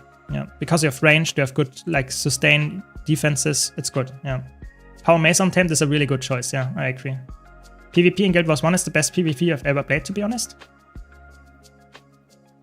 I mean, I'm not sure. I did not play it in Guild Wars 1. I think Guild Wars 2 PvP is insanely good. It's like really, really good. It's very like, you have some strategic elements in Conquest, while also with the rotations and stuff. But you also have extremely good mechanical plays. I think for me, Guild Wars 2 PvP is hard to beat, but maybe you are right. Maybe I should try Guild Wars 1 PvP, but it's hard probably to get a lot of PvP action going right now, because Guild Wars 1 is just not as alive as Guild Wars 2 is. It's just how it is. Yeah, exactly. Vacuum, exactly, Poopsie. That's what I was looking for. Exactly. Guild Wars 1 before Nightfall came out was 90% PvP games, so many people always forget that how Guild Wars 1 was before that. Yeah, it's crazy that I just sadly didn't play back then, because I actually like a good PvP game. I really do. But right now I feel like Guild Wars 1 is mostly played by players that play PvE. Yeah, I think like most players that play Guild Wars 1 right now are playing for PvE content. I really think so. Which is fine. I'm just saying it might be harder to get really competitive Guild Wars 1 PvP matches. Are you planning on doing a one build for everything with Troubadour? Yes, I want to get at one build for all game modes with all new elite specs. Some builds are way harder to do than others. For example, I think Luminary is really easy. I think Troubadour is doable, but Antiquary is like almost impossible. I'm trying really hard to make Antiquary builds for competitive modes and make them even useful with other scenarios as well. But it seems unlikely. It seems unlikely, sadly, to make that work. They are pushing away with our card. Not good. And again, we have the Condi guy on me. Oh, God. I mean, that's like a little bit sad. That's floor, I think. Yeah. That's a monthly AT winner. So it's like a little bit sad that I get those guys in my match here.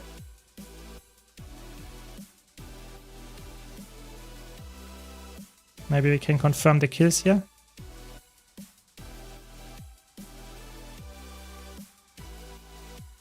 I mean, they're pushing away with my card, but maybe we can get some...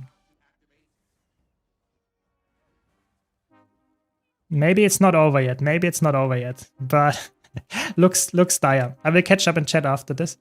Ooh, we got the rally here. Nice. We can not let this bleed here, sadly, because it's a ranger.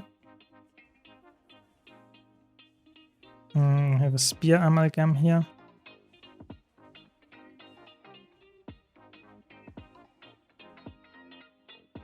Okay. Can we get the rally here? If we can get the kill here.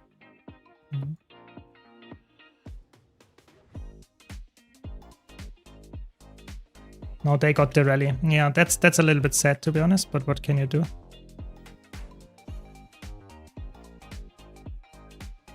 Oh, the earth trade saved them there. There we go. Nice kill.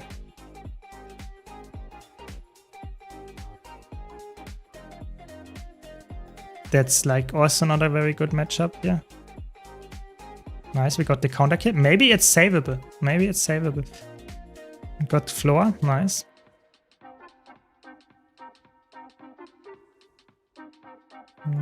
Got the kill here. Maybe it's savable. I quit Guild Wars since Path of Fire. Is it okay to come back and start from scratch? Oh yes, it is. I think a lot of new players are in the game. If you enjoy the game right now, it's a good time to come back for sure. What is this guy doing? Like running from behind? That's okay. That's like a support Tempest all on their own. Okay. We take that. Get a kill here. Oh, holy moly. 13k hit on the illusion. Okay. We should try to get the buffs. You know, if I get the buffs on this build, I have like insane damage. It's crazy. We have to try to get the counter kill here. Gale shot. Like almost killed me with one attack there. We can maybe get the kill here again. We have to get the kill shot, the Gale shot here. Yep, we get the kill here.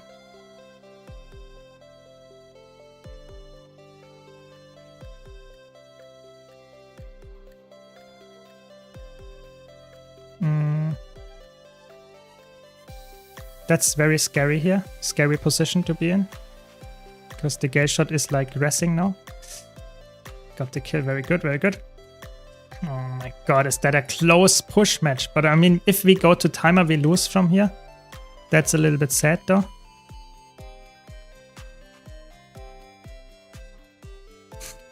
It's always so nice to see if someone just blows up. Nice, we got some interrupts. Maybe we can get some cleave here. Oh my god, they're just pushing away the card.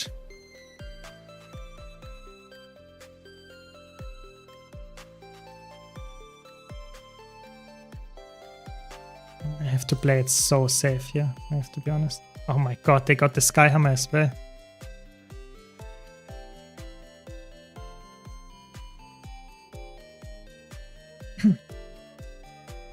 What do German Jupiters sing? 99 Luftballons? Actually, good question. I don't know what they sing. I have to be honest, like, if you would ask me, what is my most played spec since Divisions of Eternity expansion came out? Or what would you expect? Yeah, I played a lot of Mesmer before the Divisions of Eternity expansion came out. So let's blow up floor.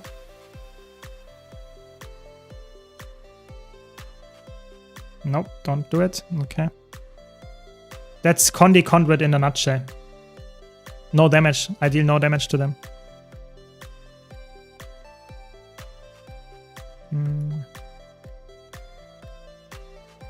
I mean, this match is over, sadly.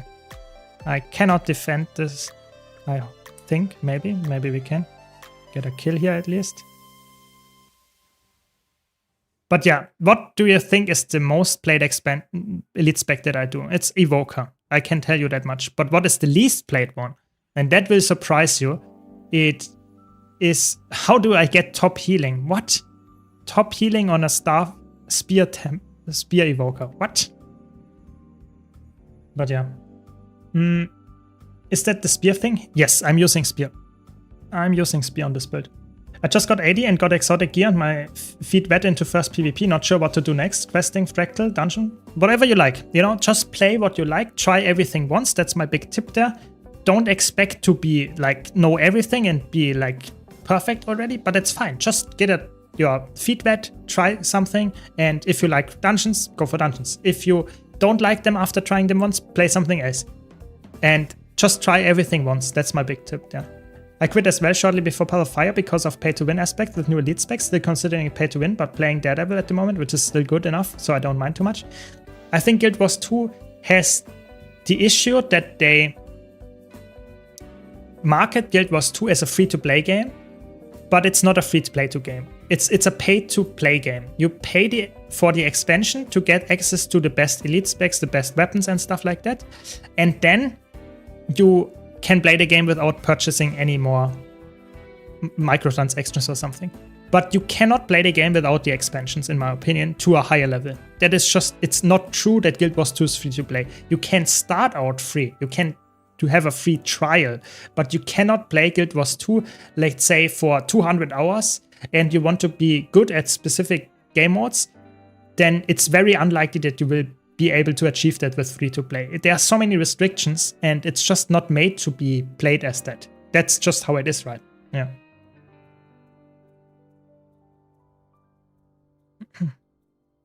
Yeah, there are so many big content creators playing Guild Wars 2 right now, which is really pushing it. And I hope there will be this hype continuing, especially with the next... Especially with the next release with the raids and the quick play. I hope a lot of players, new players specifically, get into. Thanks a lot. Yeah, they will hopefully get a lot of new players engaging with content that they haven't tried before, being raids specifically. I really hope that will be the case. Will you try Luminary today? Yes, I can play some Luminary today. I can play some Luminary. What do we do? Do I have some Luminary raised? There we go. How soon should I begin working on achievement mastery points? I would say as soon as possible. I would say as soon as possible. Why? Because I think like mastery points help you unlocking more quality of life and stuff like that. Yeah. It's quite important, I would say. Yes, hydrate. Good point. Good point.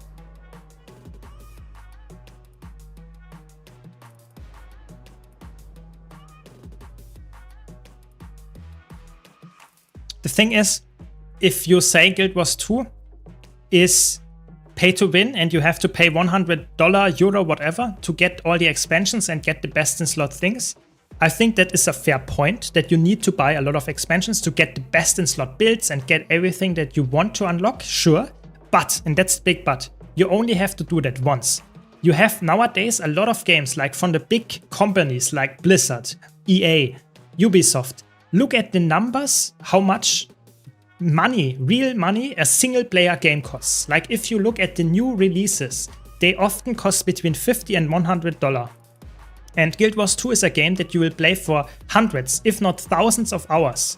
So why making the argument that saying Guild Wars 2, where you do it once, is not good, whereas other games that have crazy, like high amount of prices, and you play like for 100 hours because it's a single player game, you don't have the longevity of like an MMO, is okay there. I think that's crazy to me. That's absolutely crazy to me. But I think it's fair. If you say I don't have the money to spend, that's fine. That is completely fine. Okay, we are playing with Gornet and Joker. That's crazy. That's good. Good match. Who do we have against Zeus? Okay.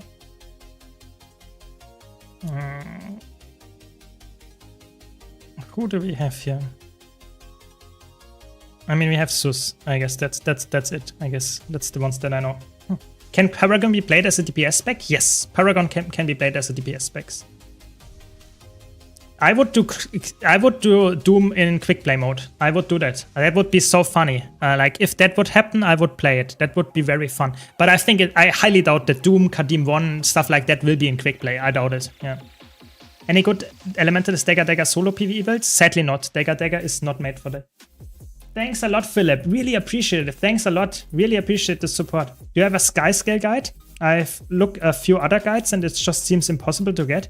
I'm working on a sky scale guide right now. It takes a while until I get it out because it's not the newest expansion feature, but I'm working on it. So thanks a lot for the support. Really appreciate it.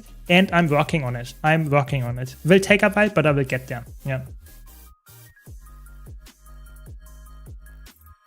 Exactly, exactly. That's how you do it. Thanks a lot. The initial cost for Guild Wars 2 may be higher besides the expansion, that is? Yeah, that might be true, that the initial cost can be high, but you can play the game for thousands of hours if you want to, and you have never to like pay again. And that's so good to me. Like, this is so good, and I think people underestimate how valuable that is. Not having sub fees. Like, if you play World of Warcraft for 10 years, you will spend like hundreds, if not thousands of dollars on the game. It's crazy. And in Guild Wars 2, you don't have to do that. And it's such a big plus. So I think like criticizing the game for being pay to win is like, in my opinion, a little bit like, I don't know. It's a little bit, feels like hypocrite a bit. So this guy is dead. We have to teleport up there and help my allies. Give some...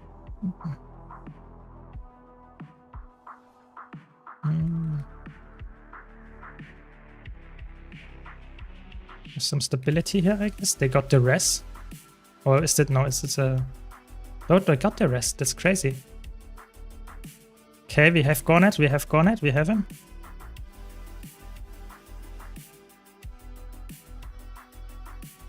That's insane. They are like on him like 24/7. I don't have the res cliff. That's a... How did Gornet like... They just circled him down like forever. And... That's crazy. Like, we have no damage, peel or something. That's a little bit sad. I tried my best. Hero point saved, that's a good point, yeah. With all the talk about games and costs, just ask yourself with one question: how much is the entertainment provided by the game worth to you per hour? Absolutely. That's a very good question. Is there a reason you play core builds in PvP?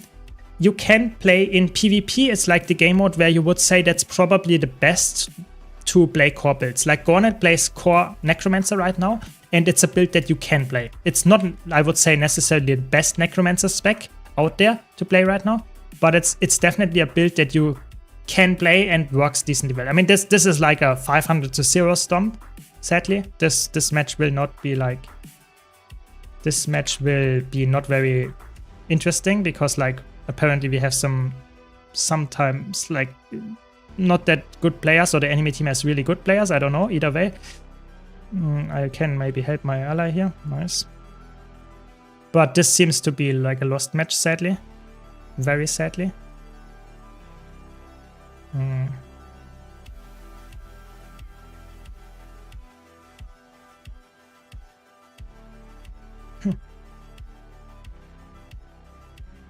They should combine at least a few older expansions to one. I mean, they did do that with... Let's say... Interrupt here. Nope. But yeah. Oh my god. I think bundling the old expansions... There should be a mega bundle of all the old expansions except the newest ones for like a reasonable price. I think that is definitely a little bit missing. Or I don't know. I feel like personally expansions are fine for them if you want to, like, I don't know. It's really hard. It's really hard because I feel like the biggest problem they have, I'm not joking, is that the original expansions, Heart of Thorns and Path of Fire, were sold for $30. Whereas the newer expansions are sold for $5 less, but deliver way less content. Yeah, so I think the original expansions should have been sold for higher prices, and the old expansions, like nowadays, should be adjusted to a price that is reasonable for them, and not being adjusted to just because they are that old to being like bundled together in like a $10 or $20 bundle. That is like not, they give way more value than the newer expansions. Oh, they get here, maybe they get the rest. Maybe we can come back from this. Like this is crazy. Like. Get some healing out. This healing skill is so broken. I will catch up in chat in a second. Just want to make sure that we actually win this match. Maybe we can win even here. But yeah. Almost $4,000 for WoW since launch. I mean, if you play the game, if you enjoy it, that's good. You know, it's completely fine. It's after all a hobby, but it's an insane amount. Like in Guild Wars 2, you could have bought like all the legendaries for that amount. It's crazy. Yeah. I don't think Guild Wars 2 is pay to win at all. You can be good in the game without spending money. Absolutely. Sus is a support here. Ooh, everyone is coming. I have to disengage this. Maybe I can get this guy. Use some stability. Get some healing out. Yeah, I think Guild Wars 2, saying Guild Wars 2 is pay to win is like not fair. It's only fair if you expect the game to be free to play, which is not. I think that is wrong marketing. I think that is the only issue that they have. I think it's not pay to win at all. It's just like people that expect the game to be like completely free to play and you can just play the game and have some healing here. Nice. Maybe get some more healing. Where did they go? There. Okay, maybe we can get the... Nope. Can't get the rest if they are safe stomping. Not gonna happen in time. It's a close one. It's possible to win this one, to be honest. But we have to concentrate. They have so much CC chaining. I mean, there are also 4 people on me here. Yeah. Yeah, some people have like Throne of Liberty. Like the comparison with Guild Wars 2 and Throne of Liberty is like Throne of Liberty was always developed as a free-to-play game, where Guild Wars 2 was not. And that's like saying Guild Wars 2 is like Throne of Liberty is like an offense to Guild Wars 2's monetization system. It's crazy. Yeah. Yeah, I agree, Samurai. I think for all the content, even if you pay $150, it's like not that much. Can we get this? No. Oh my god. They are like surging on like 5 players all the time. That's crazy, crazy, crazy, crazy. How can we... They also have a support Troubadour? Do they have a support Troubadour and a support Tempest? That's why we cannot teamfight them. I just noticed they have like insane amount of sustain. We cannot teamfight them.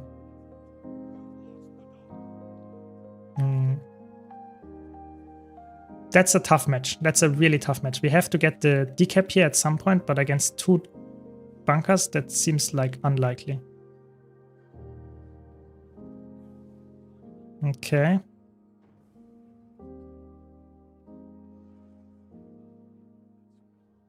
Okay, maybe we can get it now. We got a kill. That's good enough. Typically against the Troubadour support, if you get a kill, it's probably confirmed. Cannot get this guy.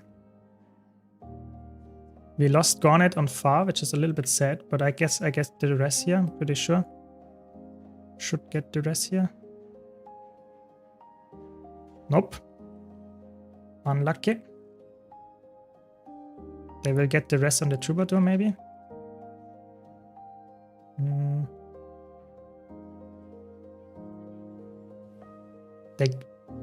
Wait. Is there a support? Do they have 3 supports? That's insane. Zeus's support? That's crazy. Who plays with 3 supports and actually wins the match? That's why we cannot break through, because they have 3 supports. That's annoying. That's crazy. I mean, we should be fine and should maybe, if we like just consistently like fight and be very aggressive, we could win this, to be honest. We really could. Someone has to go for the cap. Yeah, even at full price, it's worth it. I agree. But some people don't have the money to spend. And I think it's fair to criticize that you have to spend some big investment into the game to get to, in PvE, the highest damage numbers right now. I think that's fair. That is a fair point. But I'm saying how much content you get if you compare that. I always mention that if you like pay for a coffee, yeah, nowadays. A coffee in a cafe costs like, I don't know, at least $3, maybe even $5, yeah, something like that. If you pay and play Guild Wars 2 for like 100 of hours, it's probably already like insane value that you get. Not talking about like veterans that play the game for thousands of hours. It's just crazy that how much value you get. It really is. Yeah, exactly. $5 to $7 here. Yeah, it's crazy. It really is. Okay. It's like a flamethrower. It's like a flamethrower amalgam here.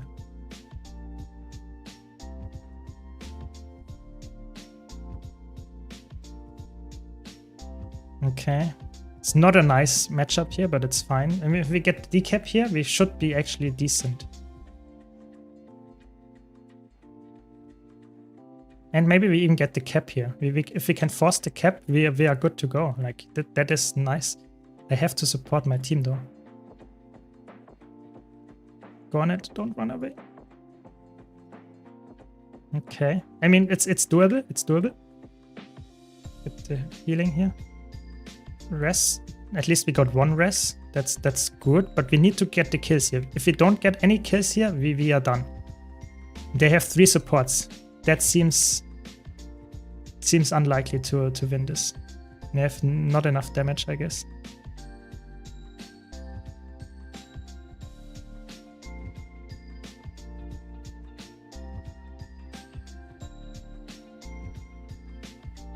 I mean, it's so close. It's actually if we would win this team fight, we would probably win the match from that, but we lost our team. Sad. It was winnable, but now it's not. Now it's not anymore. 3 supports, it's like disgusting. It's just absolutely disgusting.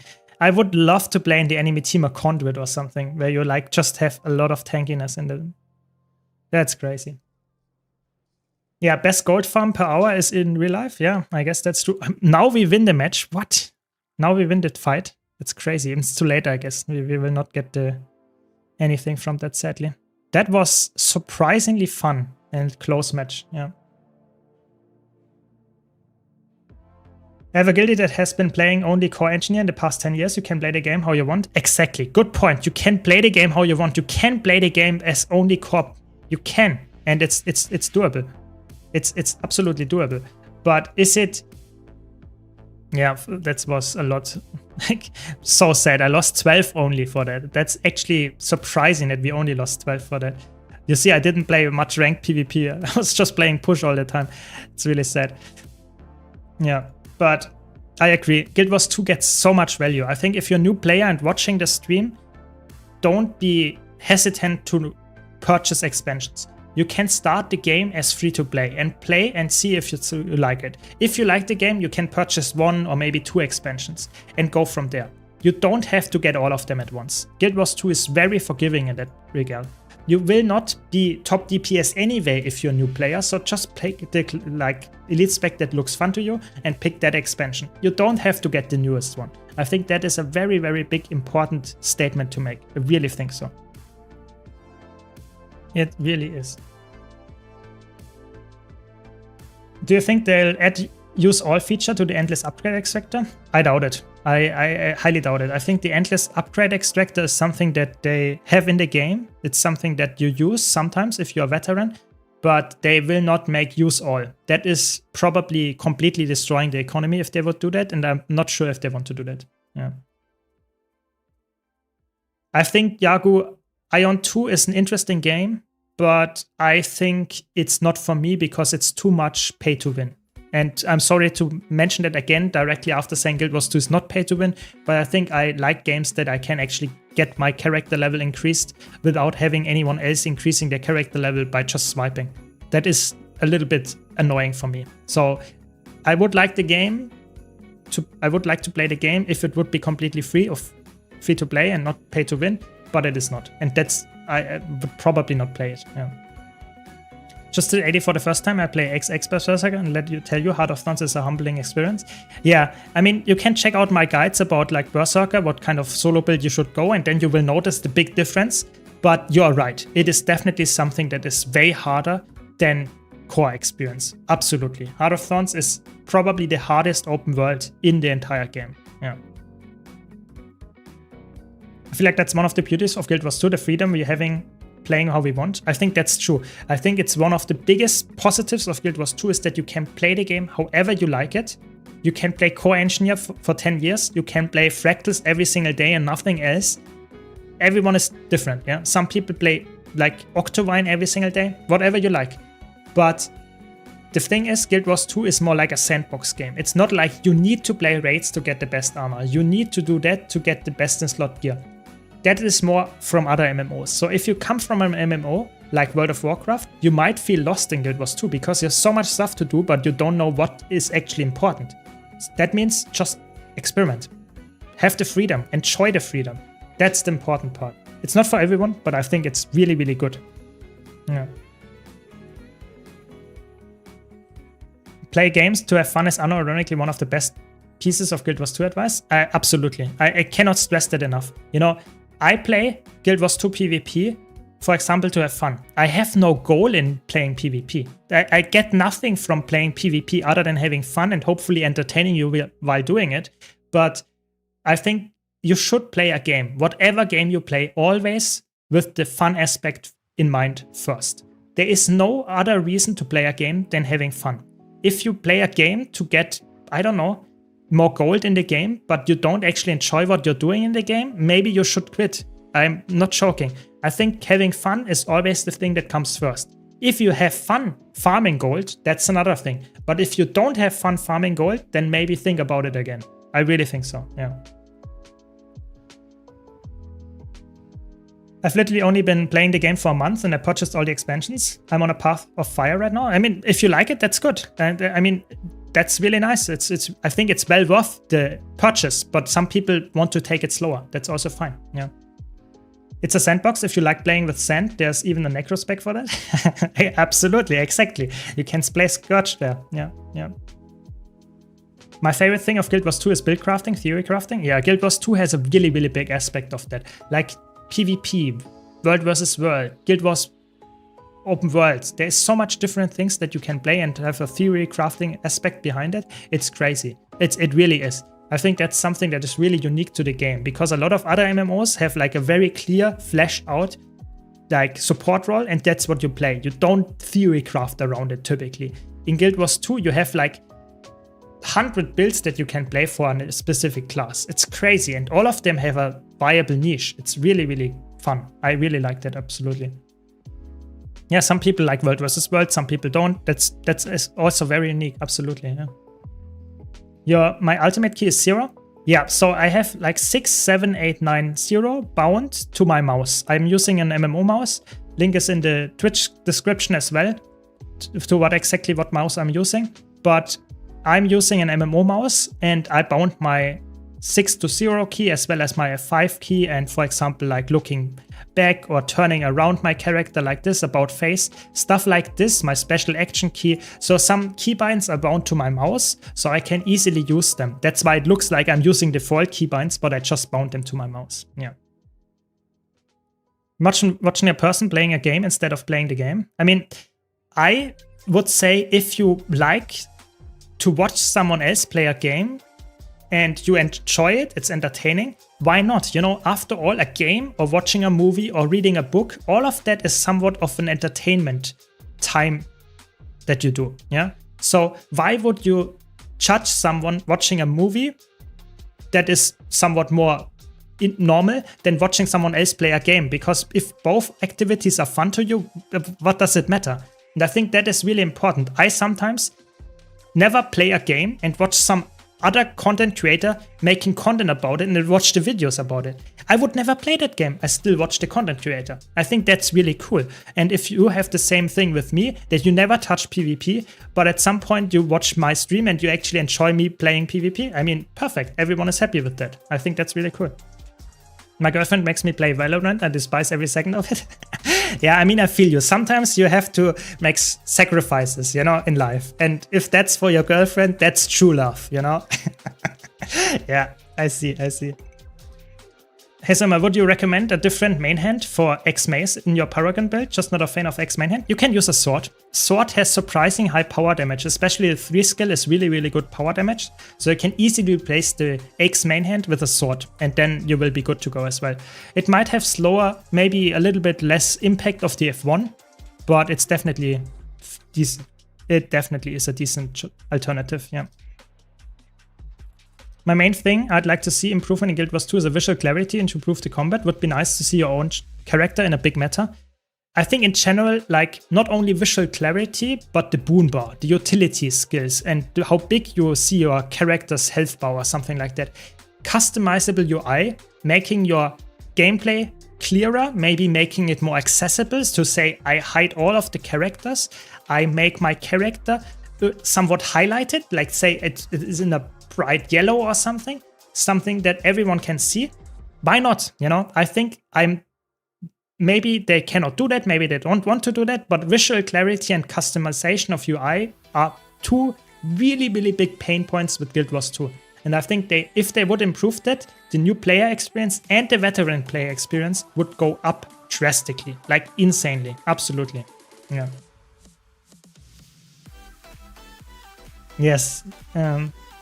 Sword 3 on Warrior hits hard, has the most underwhelming animation. Yeah, Sword 3 is like, it feels like it's not important to use, but it's really hard hitting. So you really want to use this like attack. It's really good. Power Condi, you always want to use that, yeah.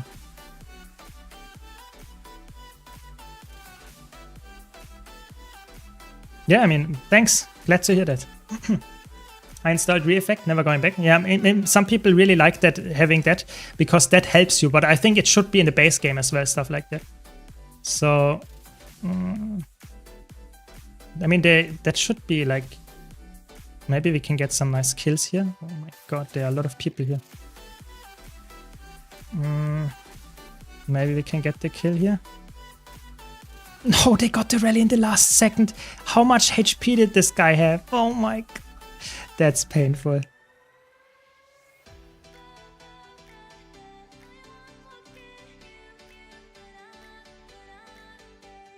Oh, they got me. I was too aggressive, but it's fine. I hold the node, I guess.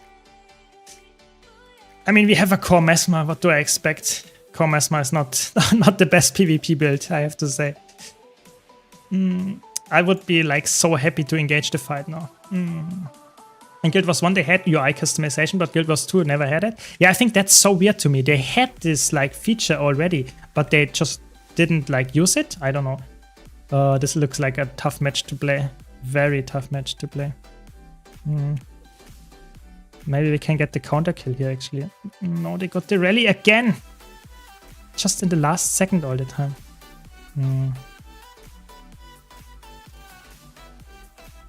Those ritualist spirits annoy like crazy.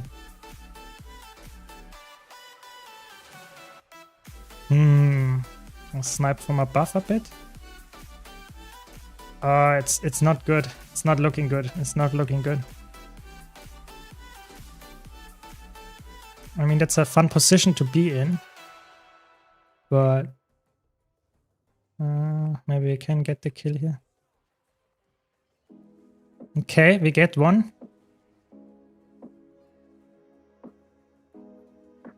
Oh my god. At least I got the insta rally, but I got like blown up so hard here.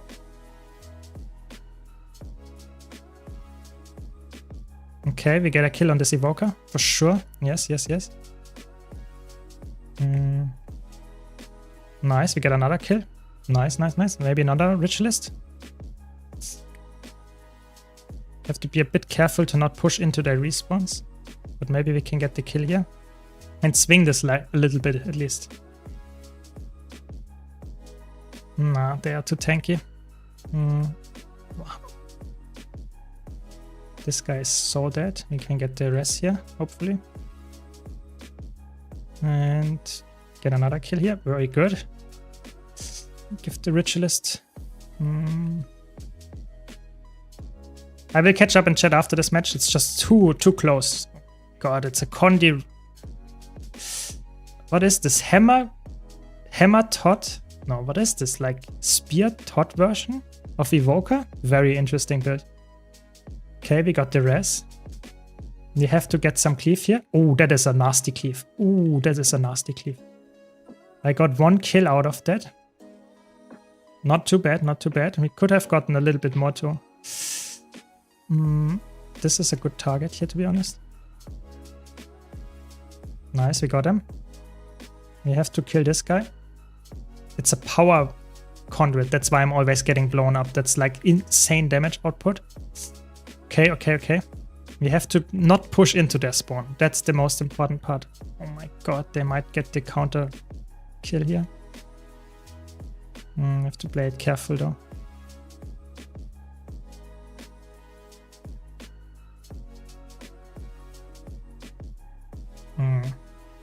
If I can't, like, if they stay on me, I'm happy with that.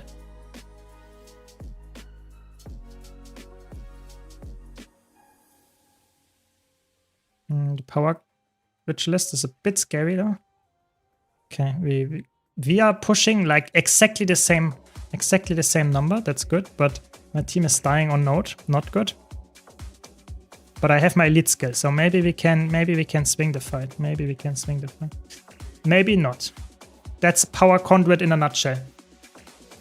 Yo, that's nice. Like, look at this. 11k hit. Like, what? 1 attack, 11k gone. Like, okay. Engaging with a teleport and instantly deal. I mean, it's fun. It's like, I think it's like a squishy build. It's fine to have some damage. But yeah, you know, the counterplay was not really there, to be honest. We can get this kill though, I think. No, teleport out. Get this on node. Should get like multiple kills here. No, never mind. That was a good dodge, but my team is like trolling on node. Not good. Nice, we get the kill here. Yep. We can maybe get the rest here.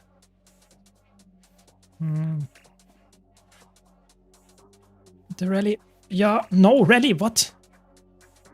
That's crazy. How did this guy not rally from that?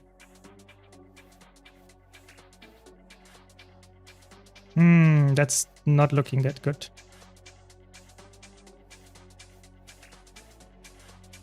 Nice, we sniped them. We have to be careful though.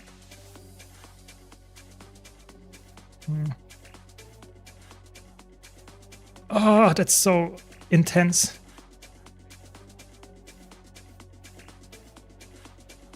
I will catch up in chat. Don't worry. I just need to like concentrate here for a second. Because that's not a state where you want to be in.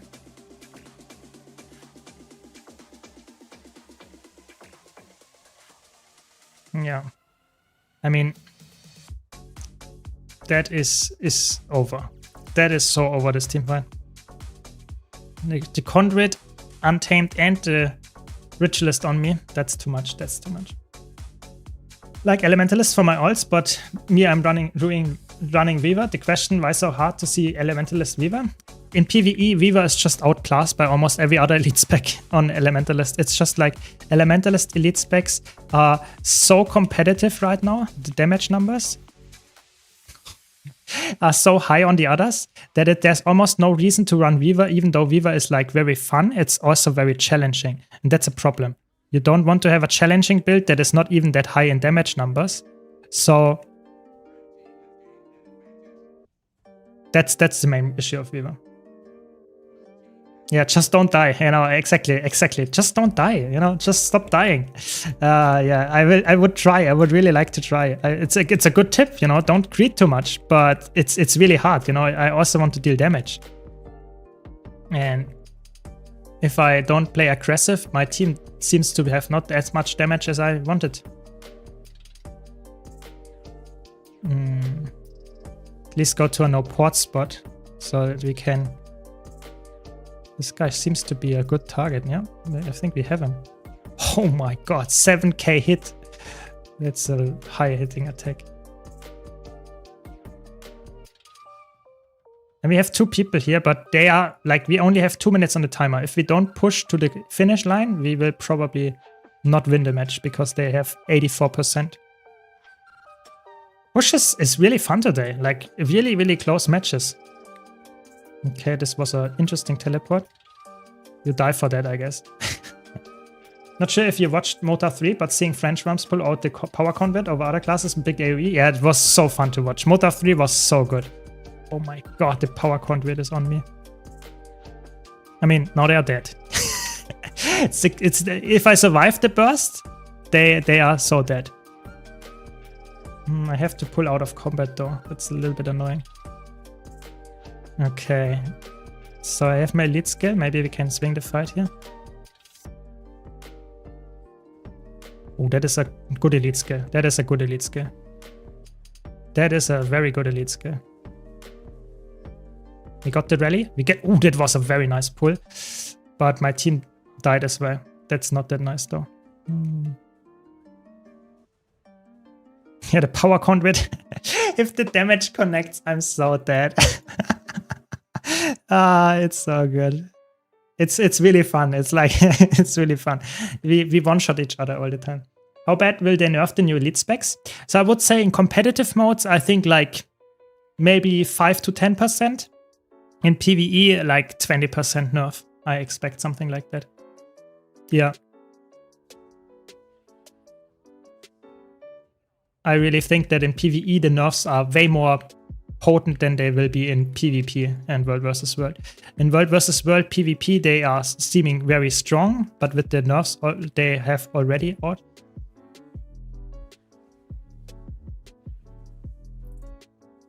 Let's see if I live the engage, we can win this. But yeah, I mean 50% team damage. Not gonna happen. Not gonna happen. But it was fun. Was fun. Do you like playing PvP, or you think it should have changes? In my opinion, there should be sort of role choice to fill some roles. Team with luminary support almost wins. Yeah, I think I'm with you there. I think there should be like a, if you queue up, it's hard to make it so that it's not abusable. That's the problem. Any feature you add to PvP in Guild Wars 2 is probably being able to be abused by some players that want to push for the highest rating. Yeah. And I think that is a problem. That is a big problem. You don't want to have a thing in the game that is abusable very easily, at least. So I personally think it would be really nice, like really, really nice, if you could make, say, I'm support, I queue as support and I don't get another support in my team in ranked matches.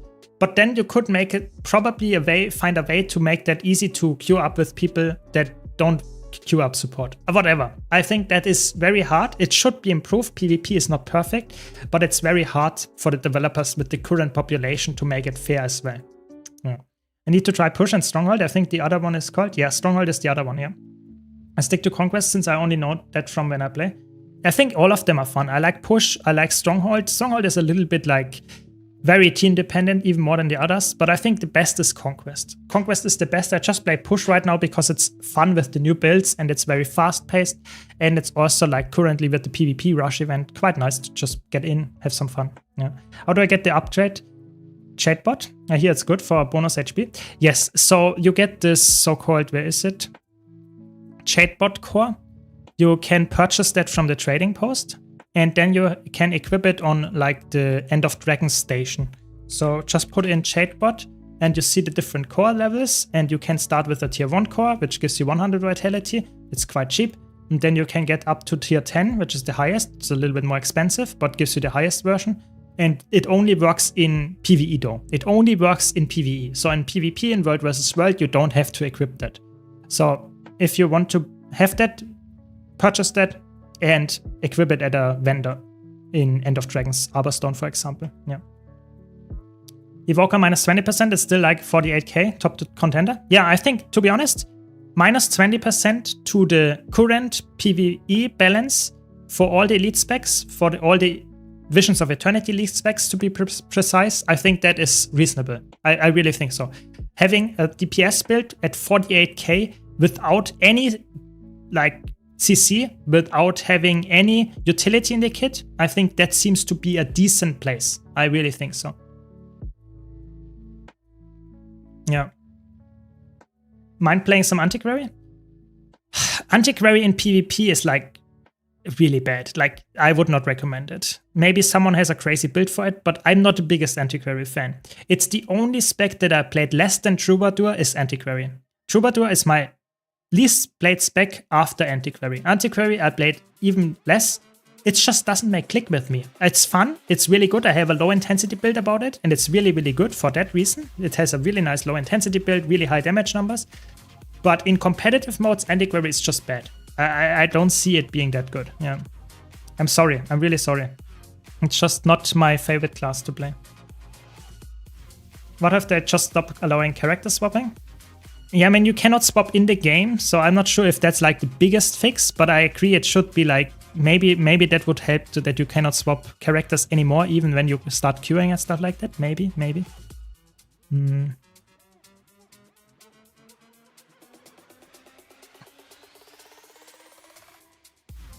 Oh my god, why are there so many Condi people on me? That's annoying.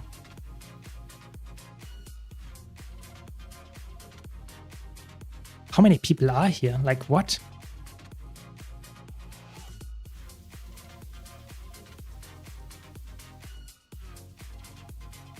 There are so many people here. What?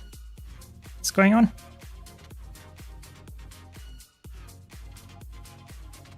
Ugh. Ugh. Living on the edge here.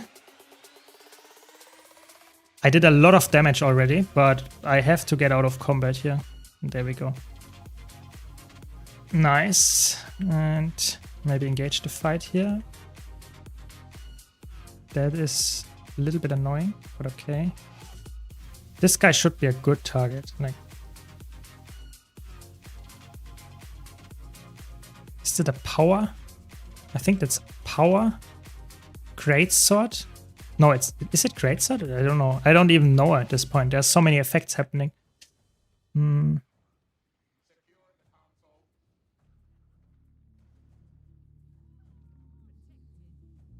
Maybe we can get some damage here. Yep, Tempest is down. Very good.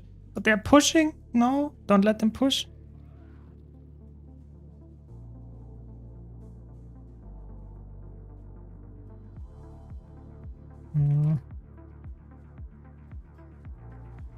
I have to concentrate so much to actually not overcommit here on this while still being able to help my team. Nice, we got some damage out though.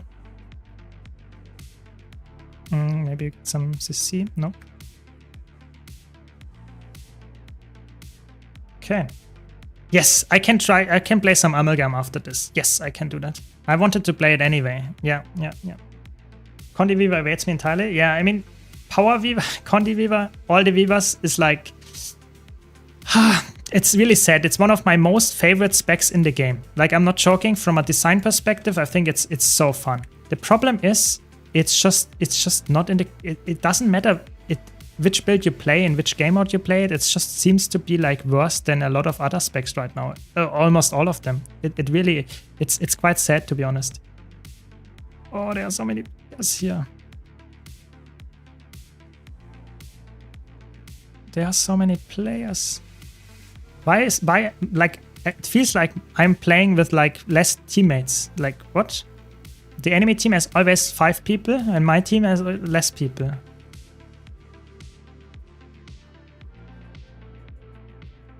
And maybe it's just me. Okay. They got me. But at least we could deny the cap a bit. Can't bring myself to like metas. I see like a lot of people gathering. Most of them just spam 1. What can you do in an open world that is stimulating and challenging? I mean, you can play some solo stuff, but I think some people really like this, being able to just play alone and join really big groups of people. I think some people really enjoy that. Oh my god. So much damage that I get here.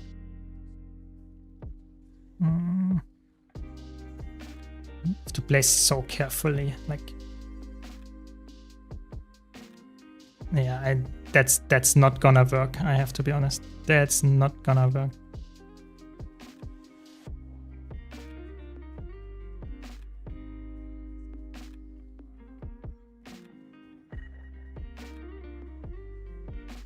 it's not gonna work. It's a Condi Berserker. Yeah, they won the match, sadly. My team was not existence. I mean, we have a Data and a core Guardian. It's not the best combo. That's fine. That's fine. You can't win everyone. I'm doing good, Saka. I'm doing good. I'm doing good. So, Amalgam. That's what was requested. Let's play some Amalgam. It's a really fun one as well. Fun Troubadour boring. Doesn't help that 3 other elite specs of Mesmer are incredibly fun. Yeah, I mean, Troubadour is not for everyone. That is absolutely true. And that is fine. You know, not every elite specs has to be for everybody. I'm also not the biggest Troubadour fan, but I know it's very strong and very flexible right now. So maybe they change it. Maybe we have to play the others. That's okay. Yeah. The only thing I don't like Troubadour are the casting times. Yeah, exactly. I think Mesmer is always about being fast-paced, reactive, having instant cast shatters, and those casting times on the like the F skills on Troubadour, that's just not feeling that well. Yeah, I agree. Yeah. Yeah. Yeah, Weaver is hard to pilot and it's not forgiving at all, and it doesn't provide you with that much value. You know, playing an Evoker will just have the same results with an easier time and probably even better results than Weaver compared. So it's like Weaver is in a weird spot, and I think they are really scared of touching Weaver because as soon as they touch Weaver, it's quite likely to be busted again. So I'm not sure if they want to balance Weaver. Yeah. I watched yesterday your 1-year-old Weaver PvP video. I'm going to try. It's really good. I really, that's one of my favorite builds. That's why I made a video back then. It's like Fire Weaver. So you play a Condi Bruisery Weaver build with sword. It's so fun. It's really, really fun. And sadly, it's not really good right now. It's not bad either, but it's not like crazy good. And it's just so skill based. If you like know your skills, if you know your combos and stuff, you have a lot of sustain, a lot of damage, and it's just really fun. Really well-rounded kit. It's just currently power crept by the other new specs. It's a really sad part about it. I really hope that Weaver gets some love of realignment, or at least some attention, yeah. In open world, in challenging stuff in open world, exactly, coming back to that. So you can solo stuff, you can go for content that is not made to be played solo. So if you have content that is made to be played as a 5-10 person group, and you play, for example, legendary bounties, which are really big bosses in the open world, and you can play a solo build and try to finish this boss in a reasonable time and get a reward for it without having any allies around. Stuff like that can be done. You can go and do some other stuff that you like. But open world in Guild Wars 2 is not about challenging. I would say open world is the most casual place in Guild Wars 2. It doesn't mean you cannot play the other game modes casually, it just means that open world is the most casual friendly place. So if you're looking for challenging stuff in open world, I think that's not really there. It's more in instant stuff, in competitive game modes, there you get more challenging stuff. It's not the open world. That's just, I would say, typically the stuff that you would do. But legendary bounties is probably the best thing, the closest thing to challenging stuff, yeah. I think difficult specs should be rewarded at higher DPS, otherwise you'll have 8 pistol thieves running around. Absolutely.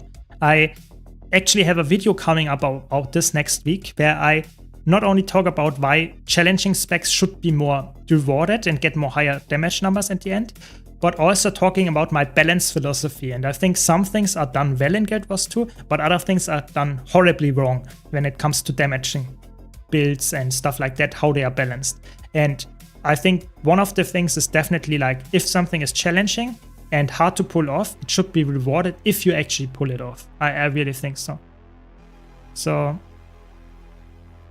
yeah, absolutely correct. Yeah. I played Weaver Bunker build back in the days when it was good. I was fighting 1v3s and survived like 5 minutes. Yeah, back in like really, really old stuff, Path of Fire release, Weaver, Water Weaver back then was so tanky. It was so fun. It was not really fun to play against, but playing it yourself, that was fun. I agree. Yeah. Played it as well. Not challenging in open world, but these champion hero points are one-shotting me? No, don't worry.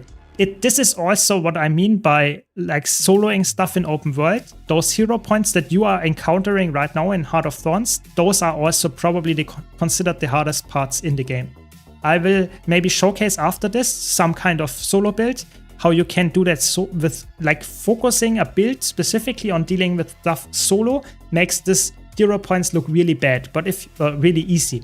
But if you play a build that is like not well rounded or just a new player, then you get completely farmed by those. Those are considered to be more group activities. So if you have struggled with hero points in Heart of Thorns, just ask for help on the map. Yeah, that's the best thing. If someone else comes by, maybe 2-3 people, it is a very easy, completely different experience. So it's more for like the new players. Yeah, that is a challenge. But for veterans, it's a little bit easier. Yeah. 90% of players would get a big damage boost from switching to unload data. Yeah.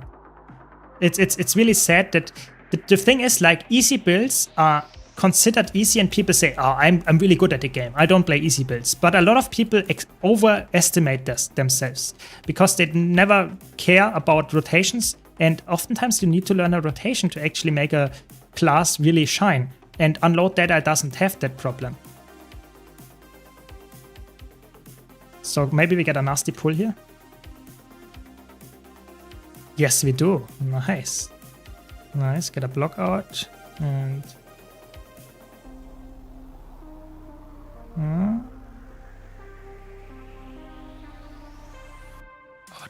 that's a little bit annoying, I have to be honest. We have a gale shot on me. But we can focus the gale shot. Nice, we got the kill on the gale shot. No, they got the rally.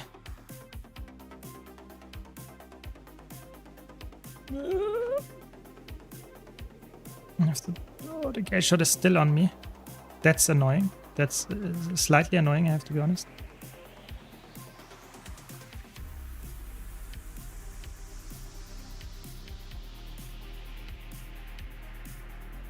I mean, why are we losing when I'm like against like 7 people here?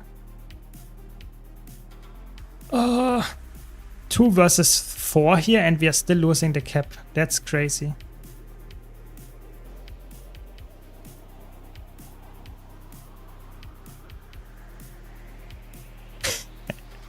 Lol. Look at the burst damage of Amalgam. Like, what? This gale shot got deleted. I mean, we still lose the match from that, probably. But it was fun to see. It was fun to see to get like a really nasty burst combo off here. Yeah, machine gun describes gale shot quite well. It's like really annoying if they have like a very clear view, like no line of sight that you can do to fight a gale shot. It's really, really challenging. But it's fun. It's still fun to have that. There's a reason why you steal Mechanist in open world everywhere? Yes, because that is a casual game mode with casual like builds. It shines. Oh my god. That is a lot of damage.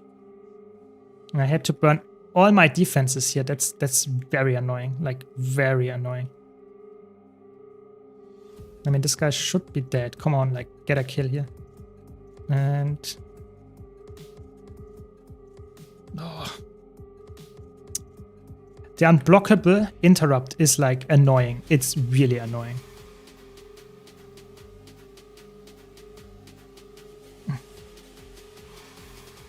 Okay, we get a kill here. The gale shot gets a counter kill. We cleave. Hopefully we get the rally here. Yeah, should look like it. Yes. Then we engage on the gale shot here.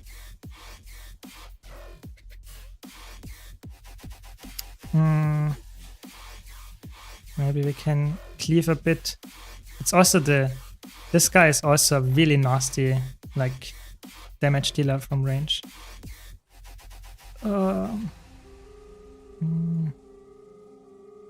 I can engage on the Tempest, to be honest. Oh, there are 3 people here. Oh my god.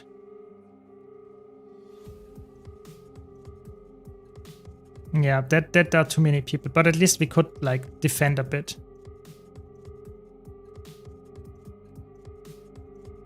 Okay, we could defend a bit, but this is, like, very hard to win. We already have the same combination of like the solo, like core guardian with a dead eye. That's not a good combination for push. I can tell you that. Mechanist is like in competitive modes. Mechanist is like I would not recommend that. Whenever I see a Mechanist in PvP, I notice they are not a very good player at the game mode, and that's not a good sign typically. I don't want to be mean or something, but I think in competitive modes, Mechanist is like more like a meme build. Yeah, you should not play that typically. It's not designed for that.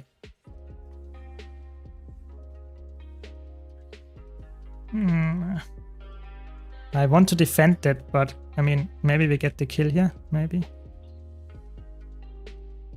No. That's it. That's it. I mean, at top damage at least, there's that. But yeah, I mean, what is this? Like 43% of the damage. What did my team do? We are 5 people. This is like a joke.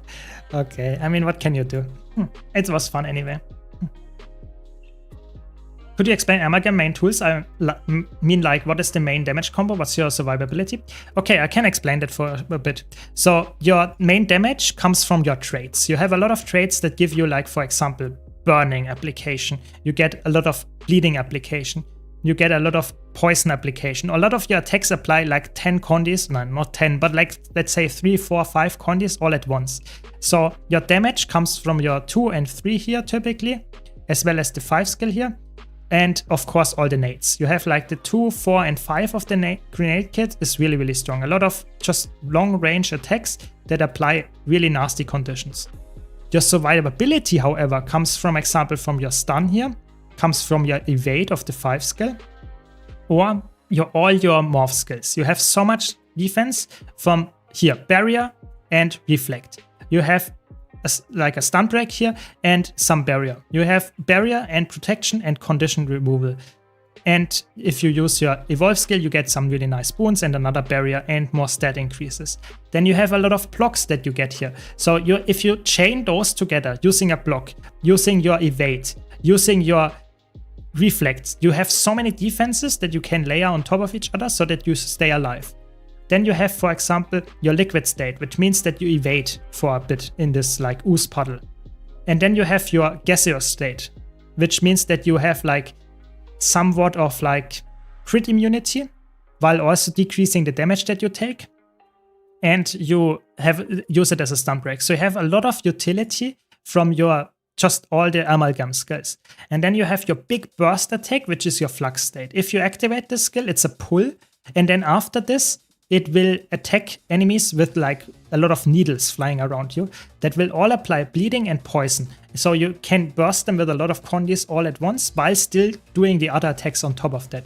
So you would always try to hit as many targets as possible with this while sticking on them and cleaving with other condis and CCing them so that they cannot cleanse the conditions and stuff, while also using, of course, your defenses actively. That's typically how you play this build, yeah. What's your favorite engineer weapon?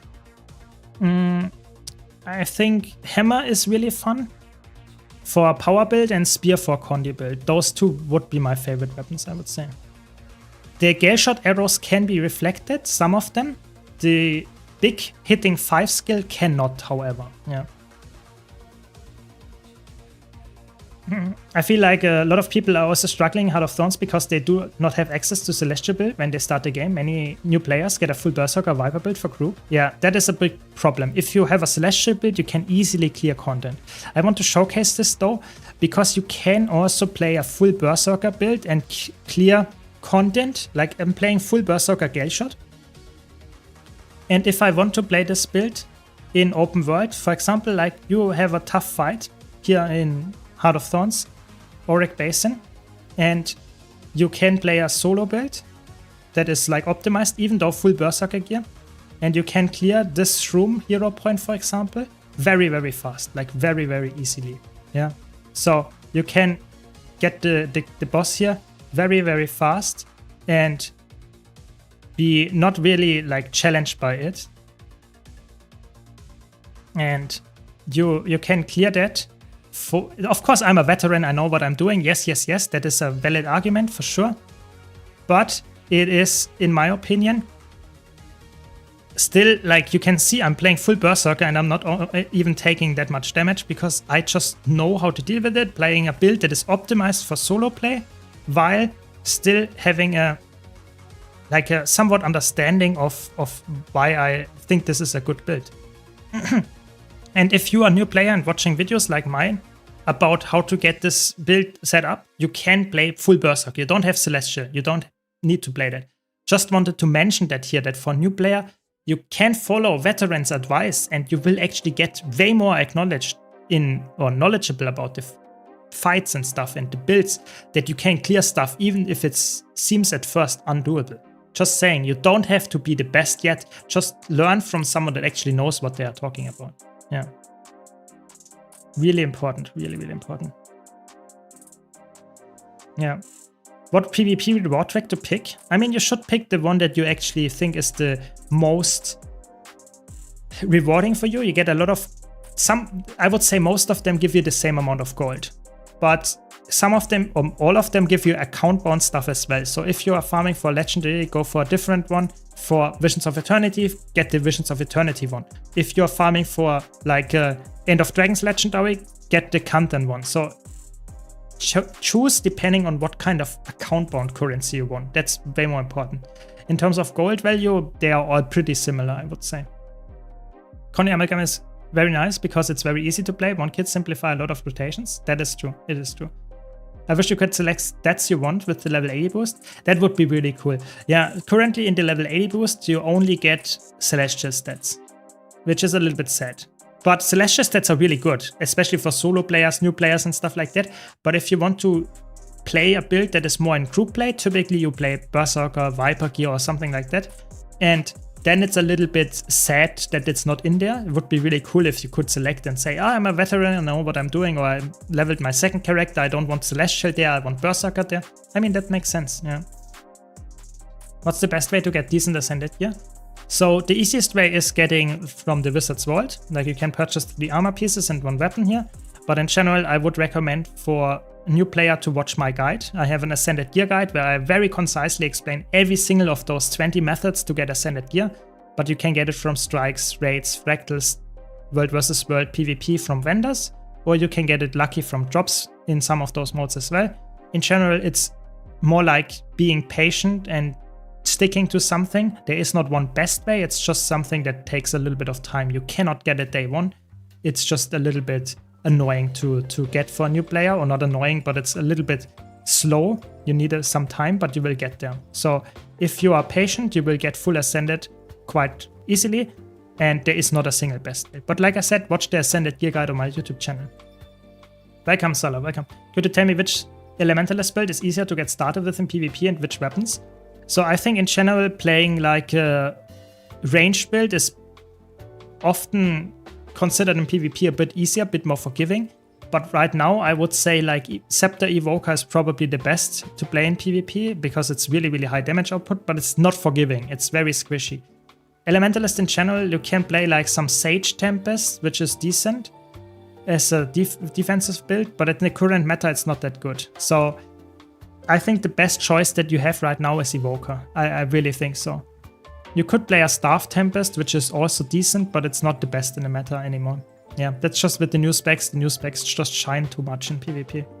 Celestial is good, but I think probably selectable stats gear would be better. Yes, I think Celestial is, if you would have one stat only, Celestial is the best choice.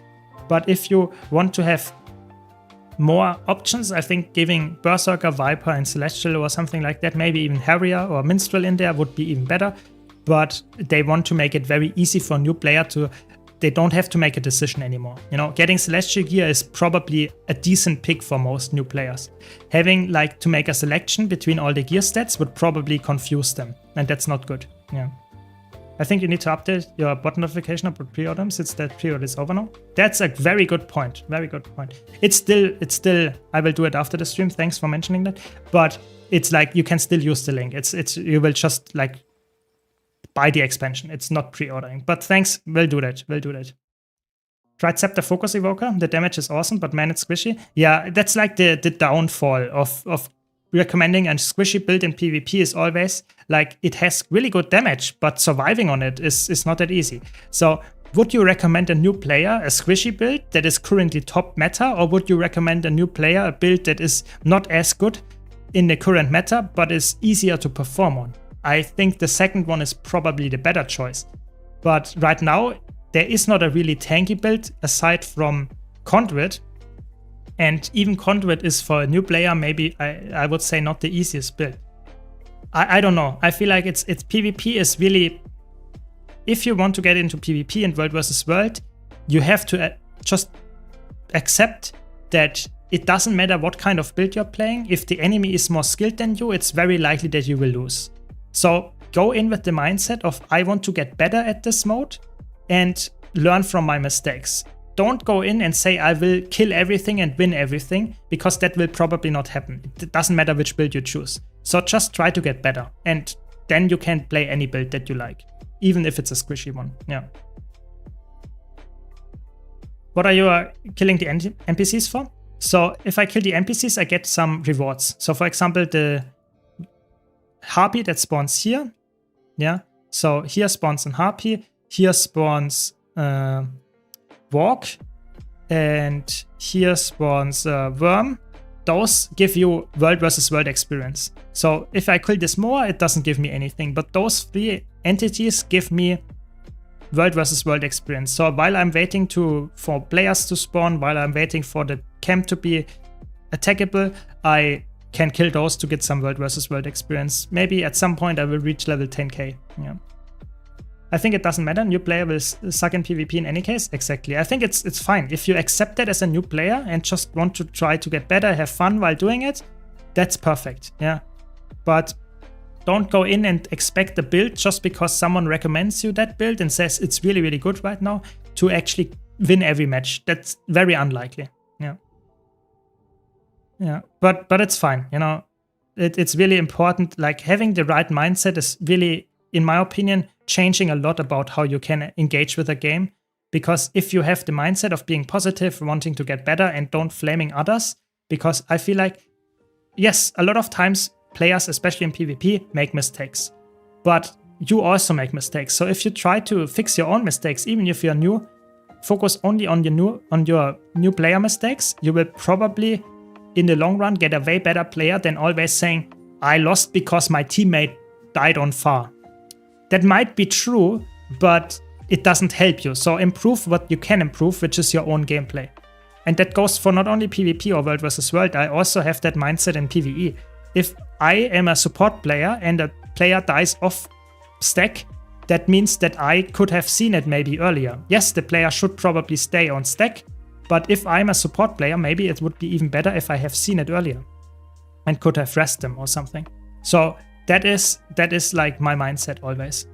Hope that makes sense. I know not everybody sees it like me, but I think it's a good mindset to have, to be honest. Yeah. But yeah, if you have any questions, just let me know. I'm always trying to answer them, and hopefully will help you out there. Very nice. Just some relaxing World vs. World. There are not that many players around, I have to be honest. I was really hoping for some nice one-on-ones or something, but it seems like there is not that much happening here. Is there a way to join your guild? Yes, you can write me in-game, and you can write me your account name or in Discord, whatever you like, and I will invite you to the guild. Yes. Our guild is just more like a glorified chat room, I would say, so if you have questions there, you can always ask in the guild. And of course, our Discord server is always open to anyone friendly, and we will try to help you out there and just have some nice stuff going on. We will also do more guild activities in the future, especially with the raids coming out. I want to go for some raid trainings and stuff like that. But for now, it's more like a chat room, questions and answers and stuff like that. Oh, there are a lot of players. Nah. You know what I've noticed? The ones usually flaming and being toxic are the ones doing the mistakes and losing the game. They actually do what they are complaining about. I feel like that is, I wouldn't generalize and say that's always the case, but I would say it's often the case, yeah? That people that are flaming and complaining are often people that are like not the best players. Like a lot of players that are really good at the game, they just silently accept that there was a mistake, but you cannot change it anyway. Nice, there is a player. Very good. We get a one-on-one against the Phoenix hits, and oof, that was a little bit painful to watch. But I mean, it was a burst, nice burst. But yeah, I agree. I feel like a lot of new players get flamed by somewhat more veteran players that are not even that good at the game. They just think they are good. And I think that's not a good thing to do. Not at all. I think flaming in general is not good, but especially if you are not even that good at the game and you just like project your mistakes to someone else just because you feel like that's what happened, that's not helping. Yeah. Project Omega, can you give a hint what it's about? So at the end of the year, I typically do an account tour, and this year I want to do something very special with my account at the end. So we will have to see if you can like guess it, but I will in like, let's say early mid-December or something, I will start or like announce it, make a video about Project Omega, and at the end of the year I will do an account tour about it. So hopefully you will like it. We will see. Yeah. When you solo roam, are you mainly flipping camps only? So I would say if I'm roaming, I typically just flip camps or do whatever to find players. You know, I'm not really like caring too much about my objectives. I just want to find some players, fight them, have some fun interactions, maybe get some camps, stuff like that, just to keep the participation up. And sometimes I go to EBG or whatever and get some big Zerg fights, but typically on stream, I think roaming is very relaxing because I can have some interaction, some gameplay, while also talking with chat. You see, if I play a PvP match, often is like I have to concentrate a lot and I cannot answer all the questions in chat permanently. Ooh, there are some players. Yeah. There's an unwritten rule that more KP the group wants for PvE content, the worse it is. Yeah, I mean, that is a rule that is probably somewhat like true. Ooh, there's like... Oh, that is a Condi build. Obviously, I'm fighting a Condi conduit now. Okay. There's some damage here. That was a very nice pull, I have to be honest. Very nice pull. Very nice pull. Okay, so we are also like 3v2ing them, so that's a little bit unfair. But what can you do? That's world versus world in a nutshell, you know? It's not a fair PvP match. Ooh, they have another one. Okay, now it's more fair. It's like a 3v3 almost. Oh my god, they have so much torment application.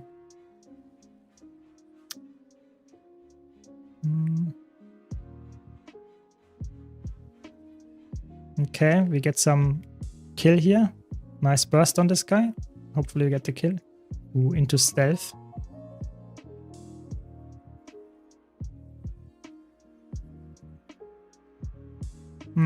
Okay, we got some kills. That's good. Good enough. Yeah, I will tell you more about Project Omega very soon. Don't worry. And I asked people in the game if that's normal. They said no. He was just sweating out of his rank in low elo. Yeah, I mean, it's so weird. Some people like... I think PvP in Guild Wars 2 is like looking at the leaderboards, yeah? Like, currently, you have like...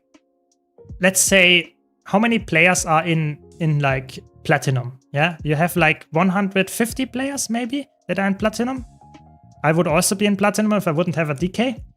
And can you really say that if you have like a player base of 200 people, that the game is competitive? Like, if anyone believes this game is like PvP is competitive in a way, and you have like a really big scene, and you think you are really good at the game, I think that's like, sure, if you like it, if you want to be competitive, play it, but it's really hard to just judge and say you're the best player or something like that. So if you are in for rating, I think that can be fun, but I think it's very hard to justify saying Guild Wars 2 is a competitive game. Oh, we have a 101 here.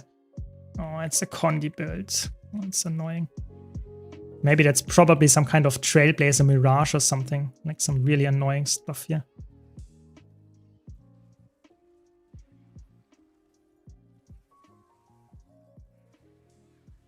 So annoying. At least I got the... I mean, maybe we win this, but maybe not.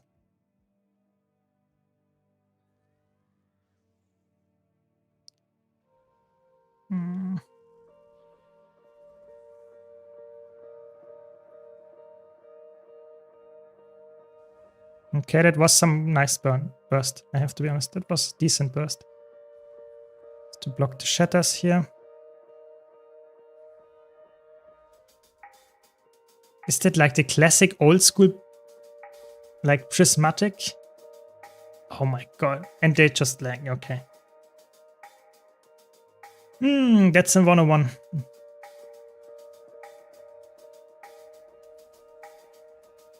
Nice, we got a big burst, like 85% of the... Nice, that was a one-shot.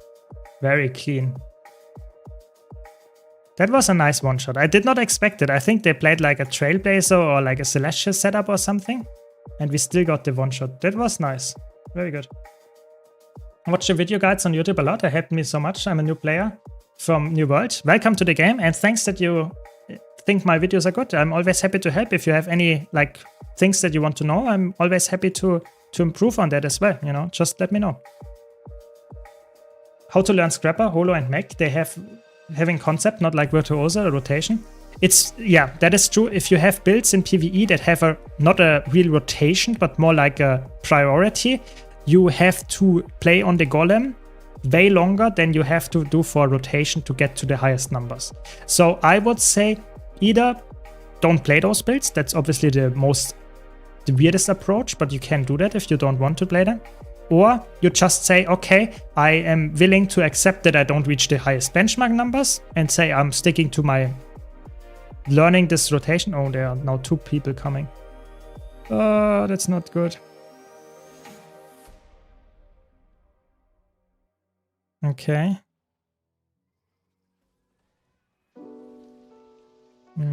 I don't have Phoenix up. That's a little bit sad. I could have killed this guy with the Phoenix.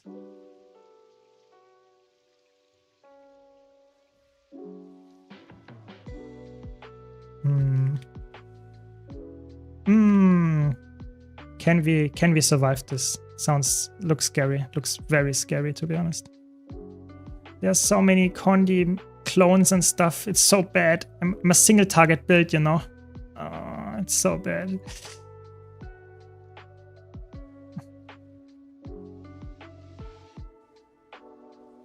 Oh, they teleported in the last second. Oh my god. At least I have a lot of reflex, which helps a lot in this situation here, but it's so annoying. So much Condi stuff.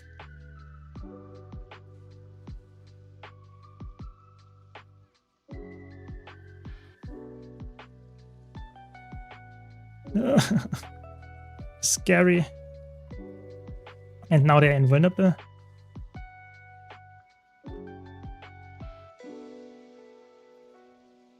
Yeah, I mean, come on. Like, what is this? We could have won that if I would in a better position, you know, with more kiting and stuff. But this is a very bad field to fight. Could have won that if I played it better. Very sad. Why are you running? Exactly. So you just solo roam for duels and 1vx, even if it's not the most optimal for rewards? Exactly. Everyone loves Condi builds. Stop me. Yeah, it's just like, normally I don't care fighting it, but on this build I don't have that many Condi cleanses. I have like that. You know, this is my healing skill, and that's about it. That's another one, but I have 2 Condi cleanses. So that's why I don't like to fight them. I don't mind about Condi builds. Just on this specific setup, it's really annoying. I like PvP here in Guild Wars 2. It's more rewarding than my previous MMO. And PvP is quick. Yeah, I agree. I think PvP is very fun. I play it a lot of times. It's just not for everyone. Just try to have fun. Don't care about rating too much. Just try to have fun. That's it. I agree. Ancient Investigator achievements?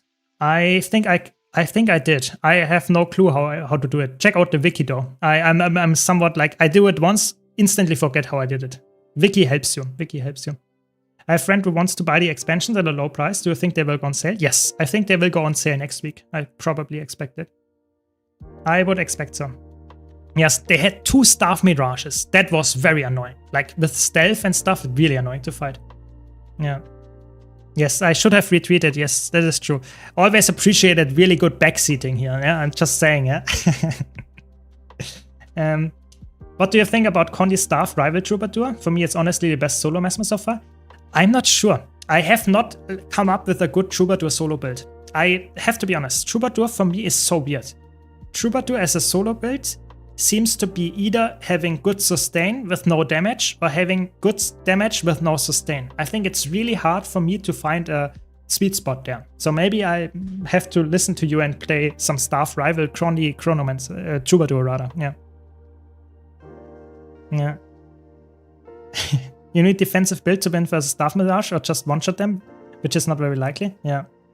That is true. That is true. I mean, my damage is really high. If I connect my Phoenix into my burst combo, I might kill them. But the problem is they have stealth, they have invulnerability, and they were 2 people, and like they have like each 3 clones out there, so there were 8 targets, which is really annoying for me because I'm a single target. Like my only AoE is Phoenix. Everything else is single target. So it's a little bit annoying to clear the clones and stuff like that. So it was a really bad matchup to have, I have to be honest. But I could have won it if I would have played it better, safer, maybe go to like spots where the clones are like confused and cannot move around that well. Yeah, could have won that. Yeah. What's the best stat build you're using right now? So I'm using in this current setup, I'm using Marauder pieces because Marauder is in World vs. World for a power-based build extremely good. It gives you power, precision with main stats, so you have really high precision. You can see if I have Fury, I'm at 100% almost. It's really, really high, like really, really good. And I get power, which is obviously just increasing my damage. I get ferocity, which increasing my damage as well. And I get some vitality, which is really good on a low light armor class, which with a low health pool, just to get a bit more defenses in. So it's a perfect stat for this setup. Marauder is really, really good. And for the relic, I'm just running Relic of Fireworks for the most amount of damage. You can change that. If you want to have more defenses, you could go, for example, for Sakiro's relic, which gives you some lifesteal. But I feel like you want to kill the target very fast. And if you cannot succeed, you either run away or you probably die. It's like more of a squishy playstyle. You don't want to have a fight that takes 5 minutes. That's not very likely that you will win. So that's the build. Yeah, exactly. There should be sales on Black Friday. I'm pretty sure there will be expansion sales. There will probably be not Visions of Eternity sales. The newest expansion will probably not be there. But the old ones, they will probably be there. And hopefully in a bundle as well. And I also want to mention, if you want to support my channel and purchase any expansion, you can always use my referral link to purchase any expansion. And for no additional cost, you can support me here. Of course, not necessary, but I would greatly appreciate it. Just want to mention it here. I can't backseat you in other game modes, but as World vs. World main, I think I can a little. Yeah, it's always... I'm not joking here. I'm a weird guy. I actually think if someone is in chat and knows better than I do, and does it in a friendly way, it's always appreciated. It doesn't matter which game I play, which content I play, which character I play, it doesn't matter. If you do it in a friendly way, I always appreciate feedback because I want to get better at the game. It doesn't mean that I don't know that I should have disengaged there. I think in the heat of the moment, it's obviously always a little bit harder to actually do what is right because you have to fight and think and like do all this stuff at once. But I definitely agree with you. I should have played that safer. Yeah. It's around 20k in perfect environment, Conde damage plus heals from rivals. So many buffs that not have active clones isn't an issue. Oh, that sounds good. I mean, maybe I have to try it. Really, really nice. Cool idea. What traits are you running? Probably chaos and maybe illusions or something like that. We're really interested. Sounds good. But I think it's like coming back to the issue of, or not issue, but the thing of backseating. I think if you have the mindset as a veteran and say, I know everything and I'm perfect, I think you will not get better at the game anymore. I'm a veteran. I played the game for way too long, yes, but I still want to improve. So if you have any feedback in any game mode, you see something that I did, and you mention it in a nice way and don't say, aha, you are shit, that doesn't help me. If you tell me in a nice way, yeah, that you should do that, that is something that is like not good and should have been better or something, I'm always happy to hear that, like always. So, yeah. Why Iceblood Saga Strikes gets boring? I personally think Iceblood Saga Strikes for me don't get boring because I play almost every single day, play a different character with a different build. So on Monday I play, I don't know, Elementalist. On Tuesday I play Necromancer. On Wednesday I play Revenant. And I swap the builds all the time. So for me it's like until I play like quickness, DPS, ritualist again, it's probably like a month. So for me, Icebrood Saga strike missions give gold rewards, good gold rewards. They give me very fast-paced gameplay. It's done in 20 minutes, and it's always something new because I always play a different build. I know some people don't like that. That's completely fine, but I personally play that a lot. Yeah. Yeah, it's good. I think it's very important if you get constructive feedback, and I don't want to say what other content creators want, but I personally really appreciate constructive feedback. Yeah, I think what's really helping me is like having like a fast loading for the Icebrood Saga strike missions. That's really helping a lot to get into them very fast, and like the loading times of like 10 seconds, and then you can get the boss kill in like 2 minutes and then go to the next, and then you are done in like 15 minutes. It's really good. Yeah, it's also fun to see who dies on Bone Skinner. Yes, Bone Skinner is always like a wild ride, for sure. Absolutely. Guild Wars 2 Reforged next. I mean, who knows? Who knows what the future brings? I have big hopes for Guild Wars 2's future, because I feel like if they ever release a Guild Wars 3 in like 5 years or something, I think doing Guild Wars 2 in like a maintenance mode, like they did, for example, with the Guild Wars 1 Reforged thing, I think that is very, very likely. So that Guild Wars 2 will never be in a state where it's like completely left alone for like 10 years. I think that is something that seems to be quite likely. Ooh, there is an enemy. It's a Tempest. Signet Tempest. Ooh, they have a lot of people here. That's not good. We have to disengage this. Can we disengage this? If we can pull single people, then we can actually get a kill as well. No, we can't. There's a Greatsword Mesmer. But it's a core Mesmer. We can get the kill here. That's easy. Core Mesmer target. Target acquired. It should get the kill here. Yep, there we go. How many people are there? What? There are like 5 people. That's too much. That's too much. But at least we could got someone in Downstead. That feels okay. It's, as you said, Chaos Illusions, pretty much the same as a Condi DPS. Shatterstorm F1. And on Illusion helps with killing trash efficiently. I mean, that sounds like a good build. I have to give it a try. Thanks for sharing. Really appreciate it. Yeah. Will there be a Guild Wars 3 or just add new stuff to Guild Wars 2? We don't know. There's nothing confirmed. I'm just like speculating in the far future. Just saying. There could be something coming, but I have no idea. I really don't. Yeah. Top 5 specs for all content?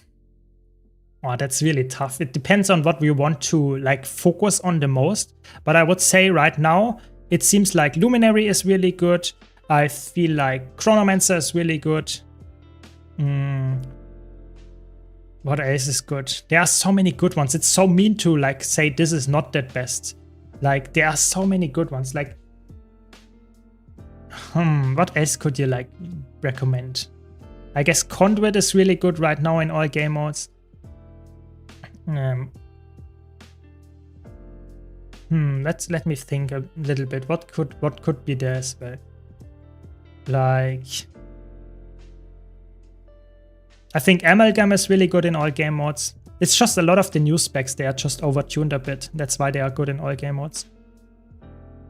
And what would be the last one? I guess Troubadour is also very good. It's just, I'm really sorry, but the new ones are just insanely good. They will tune them down, and then we'll have to make a real tier list where I talk about stuff that is actually like balanced again. But right now it's a lot of the Visions of Eternity specs that seem to be the best. Yeah. But yeah, I don't know. That's just what I would consider really, really good things. Yeah. But you know, Guild Wars 2, you should not play stuff just because the content creator said this is the best right now. Play the build that you enjoy, play the class that you enjoy, because every single class, I'm not joking, you can play every single class in every single game mode and it will perform very well. Just play something that you enjoy. You know, I currently like to play Evoker, but maybe next week I like to play Paragon. And that is really, really fun because Guild Wars 2 has a somewhat good balancing, I would say, that every single class has something that's really good in all game modes. And only choosing because of the power level of it, I think is not a very healthy way of doing it. Yeah, exactly. Like Snowbleach plays Bladezone, and Bladezone is not something new, but it's really good in open world specifically. It's a really, really good spec. People really underestimate how strong Bladezone is. I really want to stress that. It really depends on what you enjoy right now, and it might be something different in a month, and that's fine. So play what you like and don't care too much about the meta. Yeah. I started the Thief and spec to Deadeye. Simple rotation, I'm still learning, but later on I will go for Antiquary. Yeah, that sounds like a good plan. Sounds like a really good plan, especially with Antiquary being very, very high in the potential damage output right now. Not including Visions of Eternity. Ooh, okay. Not including Visions of Eternity, then I would say it's Chronomancer, Firebrand. What else?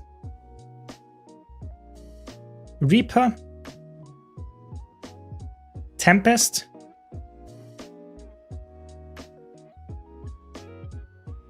ooh, what is the last one? What would I choose as well? No, it's not easy. It's really not easy.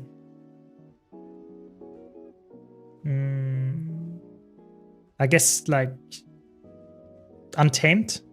Yeah, those maybe. Yeah, Untamed probably. Untamed, Tempest, Firebrand, Chronomancer, Reaper. Those seem like the Scourge is great. I agree, but I think Scourge is a little bit like quite frowned upon in PvP. That's why I didn't mention it specifically. There are so many good ones. It's really mean to like exclude like specific specs from this list just because there are so many good ones. It's really hard. Just what comes to mind first. That's just what it was. Yeah. Really enjoyed the Evoker World vs. World support build you posted and was wondering if it's possible to get the same results without the staff. You could play Dagger. That is the, or Dagger Warhorn. That would be the alternative, but then you would be melee. Yeah, so you could play that, sure, but I would not recommend. Staff is really like the best option, I would say, because long-ranged healing output, Condic lenses, spamming the really long cooldown attacks on staff, it's just really, really strong. Yeah. Yeah, see you, Snowbleach. See you. I used my level 8 level boost to a Chronomancer Shatter build. I used it for PvP. It's so good. Yeah, it's really fun. Chronomancer is a really fun build. Just don't expect to like get into the highest rating with it because like Evoker, Amalgam, Conduit, those specs, they just destroy you in PvP. But if you want to have fun, like it's really, really good. Yeah.